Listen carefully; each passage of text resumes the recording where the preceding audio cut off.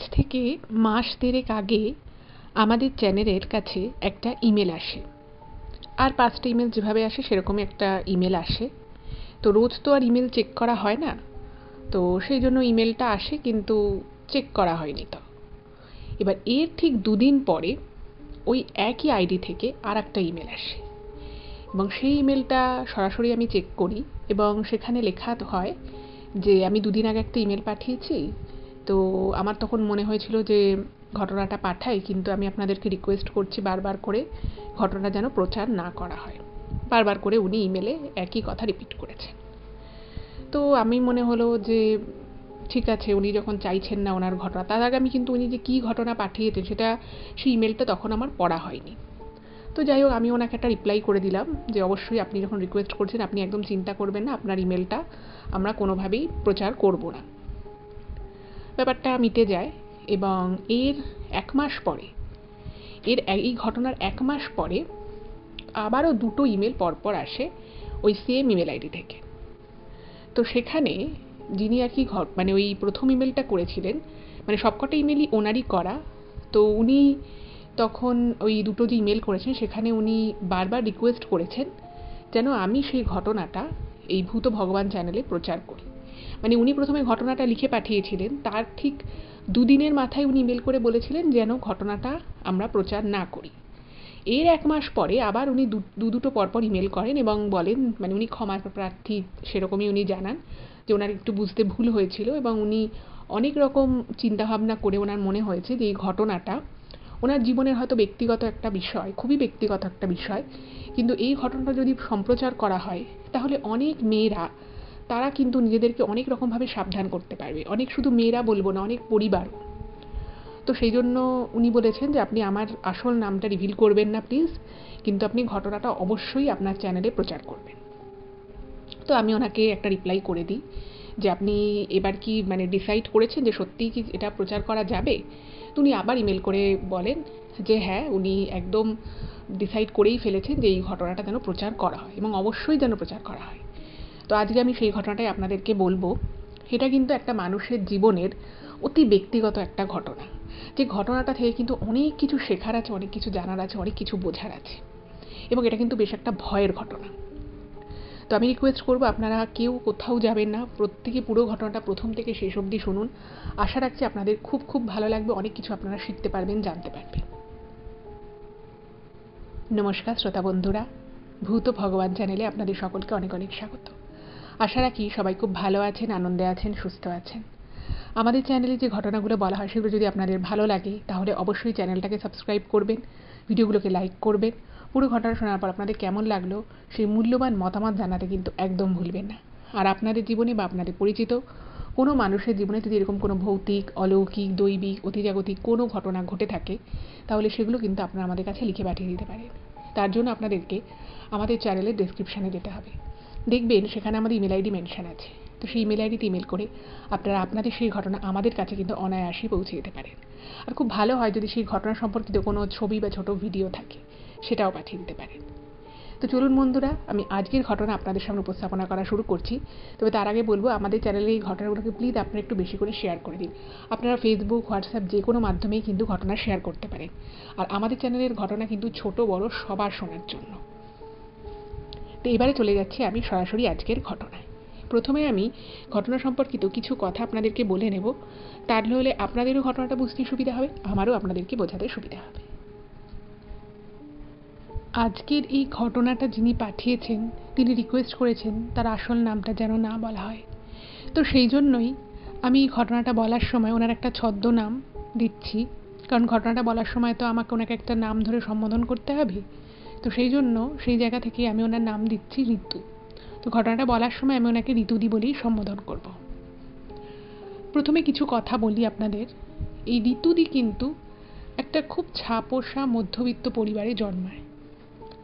ঋতুদি বাড়ির একমাত্র মেয়ে ছিল এবং ঋতুদির বাবা একটা মোটামুটি ভালো জায়গাতেই কাজকর্ম করত। মানে সেখানে জব সিকিউরিটি ব্যাপারটা ছিল, কিন্তু স্যালারি খুব যে বেশি ছিল তা কিন্তু নয়। এবার ঋতুদির বাবা মায়ের কিন্তু লাভ ম্যারেজ ছিল। ওনারা আগে থেকেই নিজেদেরকে চিনতেন, একে অপরের সাথে পরিচিত ছিল। তো তারপরে ঋতুদির বাবা মায়ের বিয়ে হয়। এবার ঋতুদির যে মামা বাড়ি, মানে ঋতুদির মায়ের বাপের বাড়ি, তারা না মানে এই ঋতুদির বাবার বাড়ির থেকে একটু বেশি টাকা পয়সাওয়ালা ফ্যামিলি আর কি। কিন্তু যেহেতু ঋতুদির মা তার বাবাকে পছন্দ করে বিয়ে করে, মানে বিয়েটা কিন্তু পারিবারিকভাবেই হয়েছিল, কিন্তু ফিনান্সিয়াল স্ট্যাটাসের একটা পার্থক্য ছিল। যাই হোক, তো সেই জায়গা থেকে ওরা কিন্তু খুব হ্যাপি ফ্যামিলি ছিল। ঋতুদি একমাত্র মেয়ে তার বাবা মায়ের। ওনার বাবা মা সবসময় চাইতো মেয়েকে সব কিছু সব রকম ফেসিলিটিস দিয়ে, সব বাবা মাই যেরকম চায় আর কি, বড় করতে। তো ঋতুদিও কিন্তু সেভাবেই বড় হচ্ছিল। এবার যেহেতু ঋতুদির মায়ের বাপের বাড়ির মানে বেশিরভাগ আত্মীয় স্বজনেরই অবস্থা একটু বেশি ভালো ছিল ফিনান্সিয়ালি, তো তাদের ঘরের যারা ছেলে মেয়ে ছিল তারা হয়তো একটু ভালো স্কুলে পড়াশুনো করতো, একটু বেটার স্কুলে।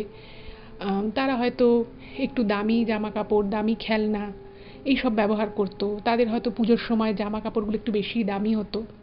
কিন্তু উল্টো দিকে ঋতুদির বাবা যেহেতু সাধারণ একটা কাজ করতেন, তো সেই জন্য ওনাদের মানে ঋতুদিদের ফ্যামিলিতে অত বেশি কিন্তু এক্সপেন্স করা হতো না।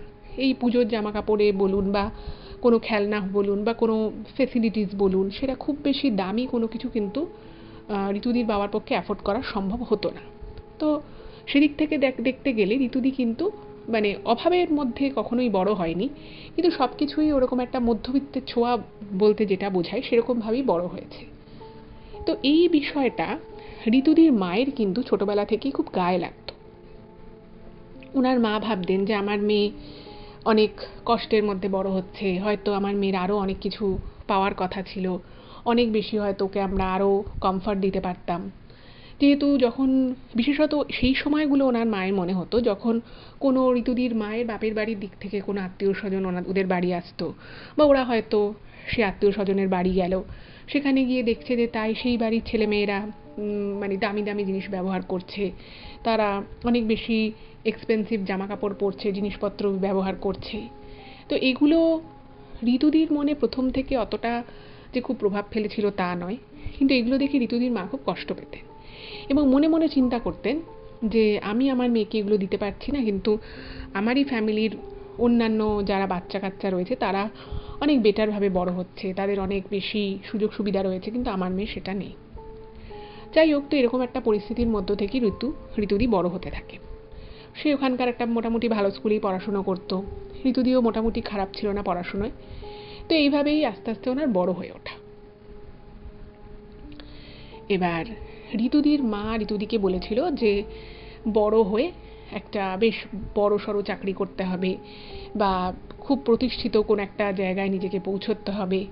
এবার এই বিষয়গুলো ঋতুদির মা ঋতুদিকে ছোটবেলা থেকে বলতো। কিন্তু ঘটনা হচ্ছে যে ঋতুদির কিন্তু ছোটবেলা থেকেই খুব যে বিশাল কেরিয়ারিস্টিক ছিল সেটা কিন্তু নয়। মানে উনি অতটা এসব নিয়ে ভাবতেন না, যে ঠিক আছে পড়াশুনো করছি, যা ভবিষ্যতে হব দেখা যাবে। কিন্তু ঋতুদির মা সবসময় চাইতেন যে ওনার মেয়ে বাকি যত আত্মীয় স্বজন রয়েছে তাদের ছেলেমেয়ের থেকে একদম টপ লেভেলে থাকুক। মানে একটা স্বাভাবিকভাবে ওনার মনে হতো যে হয়তো অতটা আমরা বড়লোক নই, কিন্তু মেয়েকে একটা এমন জায়গায় মানে পৌঁছে দেব যে জায়গাটা অনেক বড় হবে। এটা সব বাবা মায়েরই একটা চিন্তাভাবনা থাকে। কিন্তু ঘটনা হচ্ছে যে ঋতুদি কিন্তু অতটা মানে কেরিয়ারিস্টিক ছিল না, বা এইসব নিয়ে চিন্তাভাবনা করা যে আমি কোন পথে কেরিয়ার তৈরি করব, কি করব, কখন, এগুলো নিয়ে কিন্তু উনি খুব একটা ভাবতেন না। যাই হোক, তো এইরকম করে যখন উচ্চ মাধ্যমিক কমপ্লিট হয়, তারপর উনি গ্র্যাজুয়েশনে কলেজে ভর্তি হয় ঋতুদি। তো তখন থেকে ঋতুদির মা কিন্তু মানে বিভিন্ন কথোপকথনে ওনার বাবার সাথে হয়তো কথা বলছে, তো ঋতুদির মা বলতো যে মানে ওনার আত্মীয় স্বজনদের নাম করে বলতো অমুকের মেয়ে যাই করুক, তমুকের ছেলে যাই করুক, আমি আমার মেয়েকে একদম সবার সেরা বানাতে চাই, এবং আমি আমার মেয়েকে এমন ঘরে বিয়ে দেব, এবং যে কটা আত্মীয় স্বজন আছে যারা হয়তো আমাদেরকে সরাসরি বলে না কিন্তু মনে মনে আমাদেরকে হ্যাটা করে, ছোট করে, তাদের সবাইকে বিয়েতে আমি নিমন্ত্রণ করব, এবং এত বড় করে এত বড়লোক বাড়িতে আমি আমার মেয়ের বিয়ে দেব, এরা সবাই হিংসে করবে, সবাই দেখে হাঁ হয়ে যাবে, যে সবাই বলবে যে আমার মেয়ের বিয়ের মতো বিয়ে হয় না। মানে এটা একটা ওনার মনের মধ্যে না বহু বছর থেকে আস্তে আস্তে আস্তে আস্তে একটা এরকম চিন্তাভাবনা বা এরকম একটা ড্রিম বলা যেতে পারে গ্রো করতে থাকে ঋতুদির মায়ের মনে। ঠিক আছে, তো এর পর থেকে ঋতুদির মনে কিন্তু এই ওনার মা যেরকম একটা স্বপ্ন দেখতো বা যেরকম চিন্তা ভাবনা করতো তার একটা প্রভাব কিন্তু আস্তে আস্তে ঋতুদির মনেও পড়তে থাকে। উচ্চ মাধ্যমিকের যখন ঋতুদির দেয়া হয়ে যায় তো তারপরে ঋতুদি কলেজে ভর্তি হয়, তো ওনার মা কিন্তু পরিষ্কার বলে দেয় যে দেখো তুমি কলেজে যাচ্ছ, পড়াশুনো করবে, খুব ভালো করে পড়াশুনো করবে, ভালো রেজাল্ট করবে, সবই ঠিক আছে, কিন্তু তুমি কোনো নিজে থেকে কিন্তু কোনো ছেলেকে পছন্দ করবে না, কারণ তুমি যদি নিজে থেকে পছন্দ করো তার কিন্তু কোনো লাভ হবে না, কারণ আমি তোমাকে তার সাথে বিয়ে দেবো না। এটা একদম পরিষ্কার ওনার মা বলে দেয়। এবং ওই কলেজের সময় থেকেই ওর বাবার আর কি একটু আর্থিক উন্নতি হয় এবং সেই সময় থেকে মানে ঋতুদির সাজ পোশাক বিষয়, কি ড্রেস পরবে, কি কসমেটিক্স পরবে মেয়ে, কি ব্যবহার করবে, সব বিষয়ে কিন্তু ঋতুদির মা আরও বেশি কনসাস হয়ে যায় এবং ঋতুদিকে মানে খুব এনকারেজ করতো যে তুমি ভালো করে পড়াশুনো করো, ভালো রেজাল্ট করো, ভালো জায়গায় নিজেকে নিয়ে যাও। সব কিছুই ঠিক ছিল এবং ঋতুদিও না আস্তে আস্তে নিজের মানে ওনার মা যেটা আর কি ভাবতো যে ভালো করে পড়াশুনো করতে হবে, ভালো একটা জায়গায় পৌঁছতে হবে, একটা খুব ভালো সম্ভ্রান্ত বড়লোক বাড়িতে বিয়ে হতে হবে, এগুলো না ঋতুদির মনের মধ্যেও কোথাও একটা চলে এসেছিল। যাই হোক, তো এভাবে আস্তে আস্তে ওনার কলেজেও পড়া হয়ে যায় এবং কলেজে যখন গ্র্যাজুয়েশন হয়ে যায় তো তখন ঋতুদি আর কি যেরকম রেজাল্ট এক্সপেক্ট করেছিল গ্র্যাজুয়েশনে সেই রকম রেজাল্ট কিন্তু হয় না, মানে যতটা এক্সপেকটেশন ছিল তার থেকে একটু খারাপই রেজাল্টটা হয়। এবার ঋতুদির মা তো খুবই মানে আপসেট হয়ে পড়ে মেয়ের রেজাল্ট দেখে। তো ঋতুদির হায়ার স্টাডিজ করার আর কি কথা, তো ঋতুদি তখন ভাবলো যে মানে ওনার তখন যে স্ট্রিম নিয়ে পড়ার কথা বা যে বিষয় নিয়ে ওনার মাস্টার্স করার ইচ্ছে ছিল তো সেই সমস্ত খোঁজখবর করতে থাকে এবং বুঝতে পারে যে মানে কাছাকাছি যা আর কি আছে সেখান থেকে ওনার পক্ষে সেই বিষয় নিয়ে মাস্টার্স করাটা একটু প্রবলেমে, যেহেতু নাম্বারটা একটু কম ছিল। তো তখন ঋতুদি কি করে, উনি বিভিন্ন কম্পিটিটিভ এক্সামের জন্য পড়াশুনো শুরু করে এবং তার পাশাপাশি ঋতুদি কি করে, ওনাদের ওখানে একটা প্রাইভেট স্কুল ছিল, তো সেই স্কুলে একটা পার্ট টাইম টিচার হিসেবে জয়েন করে। এবার ঋতুদির একটা অন্যরকম জীবন শুরু হলো, ঋতুদি পড়াশুনো করছে, ওদিকে চাকরির চেষ্টা করছে, সব কিছু মিলে একটা বেশ ভালো মতো একটা সময় চলছে।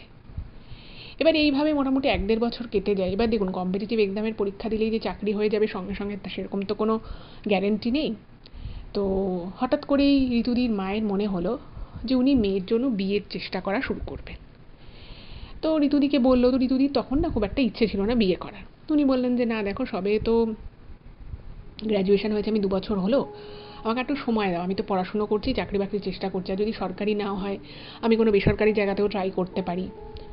তো ঋতুদির মা বললেন যে দেখো, আমি তোমার বিয়ের সম্বন্ধ দেখা শুরু করছি, শুরু করা মানেই তো আর বিয়ে হয়ে যাচ্ছে তা নয়, হয়তো দেখতে দেখতেই অনেকটা সময় চলে যাবে, তো আর তুমি যে চেষ্টাটা করছো সেটা তুমি বিয়ের পরেও করতে পারো, সেটাতে তো কোনো অসুবিধে নেই, কিন্তু আমি সম্বন্ধ দেখা শুরু করব। যাই হোক, তো এই কথা বলে তারপর থেকে ঋতুদির বাবা এবং মা দুজনে মিলে মেয়ের জন্য সম্বন্ধ দেখা শুরু করলেন এবং ওনারা যখন সম্বন্ধ দেখাটা শুরু করলেন সেই শুরুর বেসটাই ছিল যে প্রথম আর কি যে ক্রাইটেরিয়া সেটা ছিল যে ছেলেকে কিন্তু বড়লোক ফ্যামিলি থেকে বিলং করতে হবে। মানে বড়লোক বলতে একদম বলা যেতে পারে কোনো উচ্চ মধ্যবিত্তও নয়, একদম উচ্চবিত্ত, এরকম উচ্চবিত্ত পরিবারের ছেলে কিন্তু খুঁজতে থাকে এবং সেই ছেলে খোঁজা হবে বলে ঋতুদির মা কি করে, পুরো বাড়ি ঠাড়ি রং করিয়ে ঘর দুয়ার সাজিয়ে গুছিয়ে যাতে ওনারাও ছেলেপক্ষের সামনে একটা স্ট্যান্ডার্ড শো করাতে পারে, তো সেই উদ্দেশ্যে ঘর বাড়ি সাজিয়ে ঠাজিয়ে উনি কিন্তু একদম ফিটফাট করে ফেলে। এরপরে শুরু হয় সম্বন্ধ দেখা এবং ওনাদের একটা ক্রাইটেরিয়া ছিল যে ছেলের গাড়ি থাকতে হবে, ভালো একটা বড় বাড়ি থাকতে হবে, ভালো রোজগার করতে হবে, ব্যবসা থাকলে সেই ব্যবসা যেন একেবারে প্রতিষ্ঠিত স্টেবল বিজনেস হয়, এরকম আর কি। এবার দেখুন, সব বাবা মাই চায় যে তার মেয়ের ভালো বিয়ে হোক, একটা ভালো পরিবারে এসে যাক, কিন্তু এক্ষেত্রে ব্যাপারটা কিন্তু একটু অন্যরকম ছিল। সেটা হলো ওনার মায়ের প্রথম ক্রাইটেরিয়াটাই ছিল যে উচ্চবিত্ত হতে হবে, তার যথেষ্ট পরিমাণ পয়সা থাকতে হবে। এবার প্রথম দিকে একটা দুটো এমনি সম্বন্ধ আসতে থাকে, সেখানে দেখা যাচ্ছে যে ছেলেটা হয়তো ভালোই চাকরি বাকরি করে কিন্তু ছেলের ফ্যামিলি অতটা ওয়েলদি নয়, মানে অতটা এখনও হয়তো তাদের 4 চাকা গাড়ি নেই, হয়তো অত বড় বাড়ি নেই, কিন্তু ছেলেটা ভালো কাজ করে, হয়তো আস্তে আস্তে ভবিষ্যতে হয়েও যাবে। কিন্তু ঋতুদির মা সব কিছু শুনে ঠুনে ওনার মনে হলো যে যদি ভবিষ্যতে কিছু অসুবিধে হয় তখন কি হবে, আমার মেয়ের জীবন আমার মতোই একটা মধ্যবিত্ত পরিবারের সংসারে থেকে কেটে যাবে। তো এই সমস্ত চিন্তাভাবনা করে ওনার মা কিন্তু রিজেক্ট করে দেয়, বলে যে না, এই সম্বন্ধ আমরা অ্যাকসেপ্ট করবো না। এবার ঋতুদি একদিন ওনার মাকে জিজ্ঞেস করে যে মা তুমি মানে জাস্ট এমনি কোনো ছেলেকে পছন্দ হয়েছিল বলে সেরকম কিছু নয়, এমনি উনি ওনার মাকে জিজ্ঞেস করে যে মা তুমি সম্বন্ধটা কাটিয়ে দিচ্ছ কেন। তো তখন ওনার মা বলে যে দেখ, আমি তো একটা মধ্যবিত্ত পরিবারের এত বছর বউ হয়ে কাটালাম, মধ্যবিত্ত পরিবারের জীবন নিয়ে বেঁচে থেকে খুব একটা লাভ নেই, এখানে তুমি নিজের ইচ্ছে মতো কিছুই করতে পারবে না, সবসময় টাকা পয়সার চিন্তা হবে। তো আমি চাই না যে আমি যে লাইফটা পেয়েছি সেই লাইফটা তুমি পাও। তো আমি চাই তুমি এমন বাড়িতে বিয়ে হয়ে যাও যেখানে পয়সার কোনো অভাব থাকবে না, অ্যাটলিস্ট 5-6 হাজার 7 হাজার টাকা তুমি এমনি হাত থেকে খরচা করতে পারো, সেটার জন্য তোমাকে ওটা ভাবতে হবে না। তো এইগুলো যখন শোনে, এগুলো শুনে শুনে না মানে ঋতুদির মধ্যেও মনের মধ্যে একটা অদ্ভুত একটা ভ্রান্ত ধারণা হয়ে যায় যে জীবন তখনই সুন্দর হবে যখন আমার কাছে খুব টাকা থাকবে, প্রচুর টাকা থাকবে। যাই হোক, তো এরকম করে যে ঘটক ছিল বা বিভিন্ন সোশ্যাল যে সাইটগুলো রয়েছে সেই মারফত এমন সম্বন্ধই দেখা হতো যেই সম্বন্ধে মানে প্রোফাইলে লেখা থাকতো বেশ ওয়েলদি, বাড়িঘর আছে, প্রচুর টাকা পয়সা, শুধুমাত্র সেগুলোকেই শর্টলিস্ট করা হতো বা সেই ধরনের সম্বন্ধের সাথেই ওনারা কথা বলতে ইচ্ছুক হতো। এবার ওনার মায়ের, ঋতুদির মায়ের মনে ছিল যে পুরো আত্মীয় স্বজন সবাইকে মানে দেখিয়ে দেবে যে কীভাবে মেয়ের বিয়ে দিতে হয়, কীরকম পরিবারে মেয়ের বিয়ে দিতে হয়। তো এই সমস্ত চিন্তাভাবনা করে উনি দু একটা আত্মীয় স্বজনকে ডাকে একটা খুব ভালো সম্বন্ধ মানে মৌখিক কথাবার্তার পরে, প্রথমে তো আর কি মৌখিক কথাবার্তা হয়েই যায় ফোনে ফোনে ঘটক মারফত, যে এই ব্যাপারে এই মেয়ের এই কোয়ালিফিকেশান, এই বয়স, এইরকম দেখতে। তো এরকমই একটা খুব বড়লোক বাড়ির একটা সম্বন্ধ আসে এবং তারা সব কিছু শুনে বলে যে ঠিক আছে, আমরা ছবি যা দেখলাম, আপনাদের সম্পর্কে যা শুনলাম আমাদের বেশ ভালোই লেগেছে, তো আমরা একবার মেয়েকে দেখতে আসবো আপনাদের বাড়িতে। এবার ওর মা তো এলাহি আয়োজন করেছে, মানে বিশাল আয়োজন করেছে, সমস্ত আত্মীয় স্বজনকে ডেকেছে, শুধুমাত্র মানে সেটা কিন্তু কোনো পাকা দেখা নয়, জাস্ট এমনি দেখতে আসছে। এবার এত আয়োজন, আত্মীয় স্বজন আসছে দেখে না ঋতুদি একটু ঘাবড়ে যায়। ঋতুদি ভাবছে যে মা এখন তো বিয়ে থার তো কোনো কথাই নেই, তা তো জাস্ট প্রথমবার আমাকে দেখতে আসছে, তাতে এত আত্মীয় স্বজন, এবং যে আত্মীয় স্বজনগুলোকে মনে হতো দেখে ঋতুদির মায়ের যে তারা হয়তো পিছনে ওদের সম্পর্কে খারাপ কথা বলে বা ওদেরকে ছোট করে, ঠিক বেছে বেছে সেই আত্মীয় স্বজনগুলোকেই কিন্তু এই সম্বন্ধ দেখতে আসার দিন ঋতুদির মা ইনভাইট করে, ঠিক আছে। কিন্তু ছেলেপক্ষ আসার পরে যখন ঋতুদিকে দেখলো তাদের মোটামুটি ভালোই লাগে, কিন্তু ব্যাপার হচ্ছে যে সেই ছেলেটি কিন্তু খুবই উচ্চশিক্ষিত একটি ছেলে ছিল। তো সেই ছেলেটি ঋতুদিকে পার্সোনালি জানায় দেখতে এসেই যে মানে ছেলেটি আর কি সেরকমই আর কি, ও যে লাইনে আর কি পড়াশোনা করেছে বা যেই লাইনে কাজ করে ছেলেটার ইচ্ছে সেরকমই মানে লাইনের কোনো মেয়েকে বিয়ে করা, মানে same qualification, almost same qualification হবে বা সেই লাইনেরই পড়াশুনো হতে হবে। তো এটা যখন ঋতুদি শোনে ওনার না খুব খারাপ লাগে এবং বুঝতে পারে যে ছেলেটা সেই অর্থে হয়তো অতটা পছন্দ না ঋতুদিকে। যাই হোক, তো ছেলে পার্টি তারপর বাড়ি চলে যায় এবং ঋতুদি ছেলেটা আর কি যা যা বলছে সেটা তার মাকে বলে। তো ওনার মা তো খুবই খারাপ লাগে ওর, ঋতুদির মায়েরও, যে ছেলেটা এরকমভাবে বললো। তো তখন ঋতুদি বলে যে দেখো, একটা তো জিনিস ভালো যে ছেলেটা সরাসরি বলে দিয়েছে, তুমি কিন্তু এই সম্বন্ধ নিয়ে আর এগিয়েও না, যদি ওদের দিক থেকে কোনো পজিটিভ আসেও ছেলেটির বাবা মায়ের তরফ থেকে, তুমি কিন্তু এটাকে মানে নাকচ করে দিও। ঋতুদির মায়ের তো খুব খারাপ লাগলো যে ব্যাপারটা এত বড় করে উনি আয়োজন করলেন, আত্মীয় স্বজনদেরও ডাকলেন, যদিও সম্বন্ধ দেখার দিনই ওনার আত্মীয় স্বজনদেরকে হয়তো এভাবে ডাকাটা ঠিক হয়নি, তো ওনার মায়ের একটু খারাপ লাগলো। তো এই ব্যাপারটার পরে আরও একটা দুটো সম্বন্ধ কিন্তু ঋতুদির জন্য আসে, কিন্তু সেটাও কোনো না কোনোভাবে মানে তারাও আর কি খুব এরকম বড়লোক বাড়ি থেকে বিলং করতো। কিন্তু যেহেতু ঋতুদি সাধারণ মানে যেরকম আর কি উনি পড়াশোনা করেছেন সেই লাইনের ছেলে এগুলো একটাও নয়, তারা কেউ ডাক্তার, কেউ বড় ইঞ্জিনিয়ার, কেউ হয়তো বিশাল ব্যবসায়ী, তো তাদের সব কিছুর মধ্য থেকে মানে কোনো না কোনোভাবে সম্বন্ধ কিন্তু কেটে যেতে থাকে, কোনো সম্বন্ধই বিয়ে পর্যন্ত বা পাকা দেখা পর্যন্ত এগোয় না। কিন্তু ঋতুদির মা একদম তখনও একদম বদ্ধপরিকর যে উনি কোনো মেয়ের বিয়ে কোনো মধ্যবিত্ত বাড়িতে দেবে না। এবার ঋতুদিরও কিছু বলার নেই, কারণ ওনার মা বাড়িতে এই বিষয়টা সম্পূর্ণ ওনার মা একাই দেখতেন। তো এরকম করে আর কি যখন সম্বন্ধ আসছে চলে যাচ্ছে, তো ঋতুদিন না একটু খারাপ লাগতো মনে, মানে কাউকে হয়তো বলতে পারতো না, কিন্তু ঋতুদির মনে একটু খারাপ লাগতো যে এভাবে সম্বন্ধ আসছে চলে যাচ্ছে। আর ওনার মায়ের এতটাই স্ট্রিক্ট আর কি ক্রাইটেরিয়া ছিল যে সেখান থেকে একটু এদিক ওদিক হলে ঋতুদির মাও সেটাকে মানে উনিও নাকচ করে দিচ্ছে।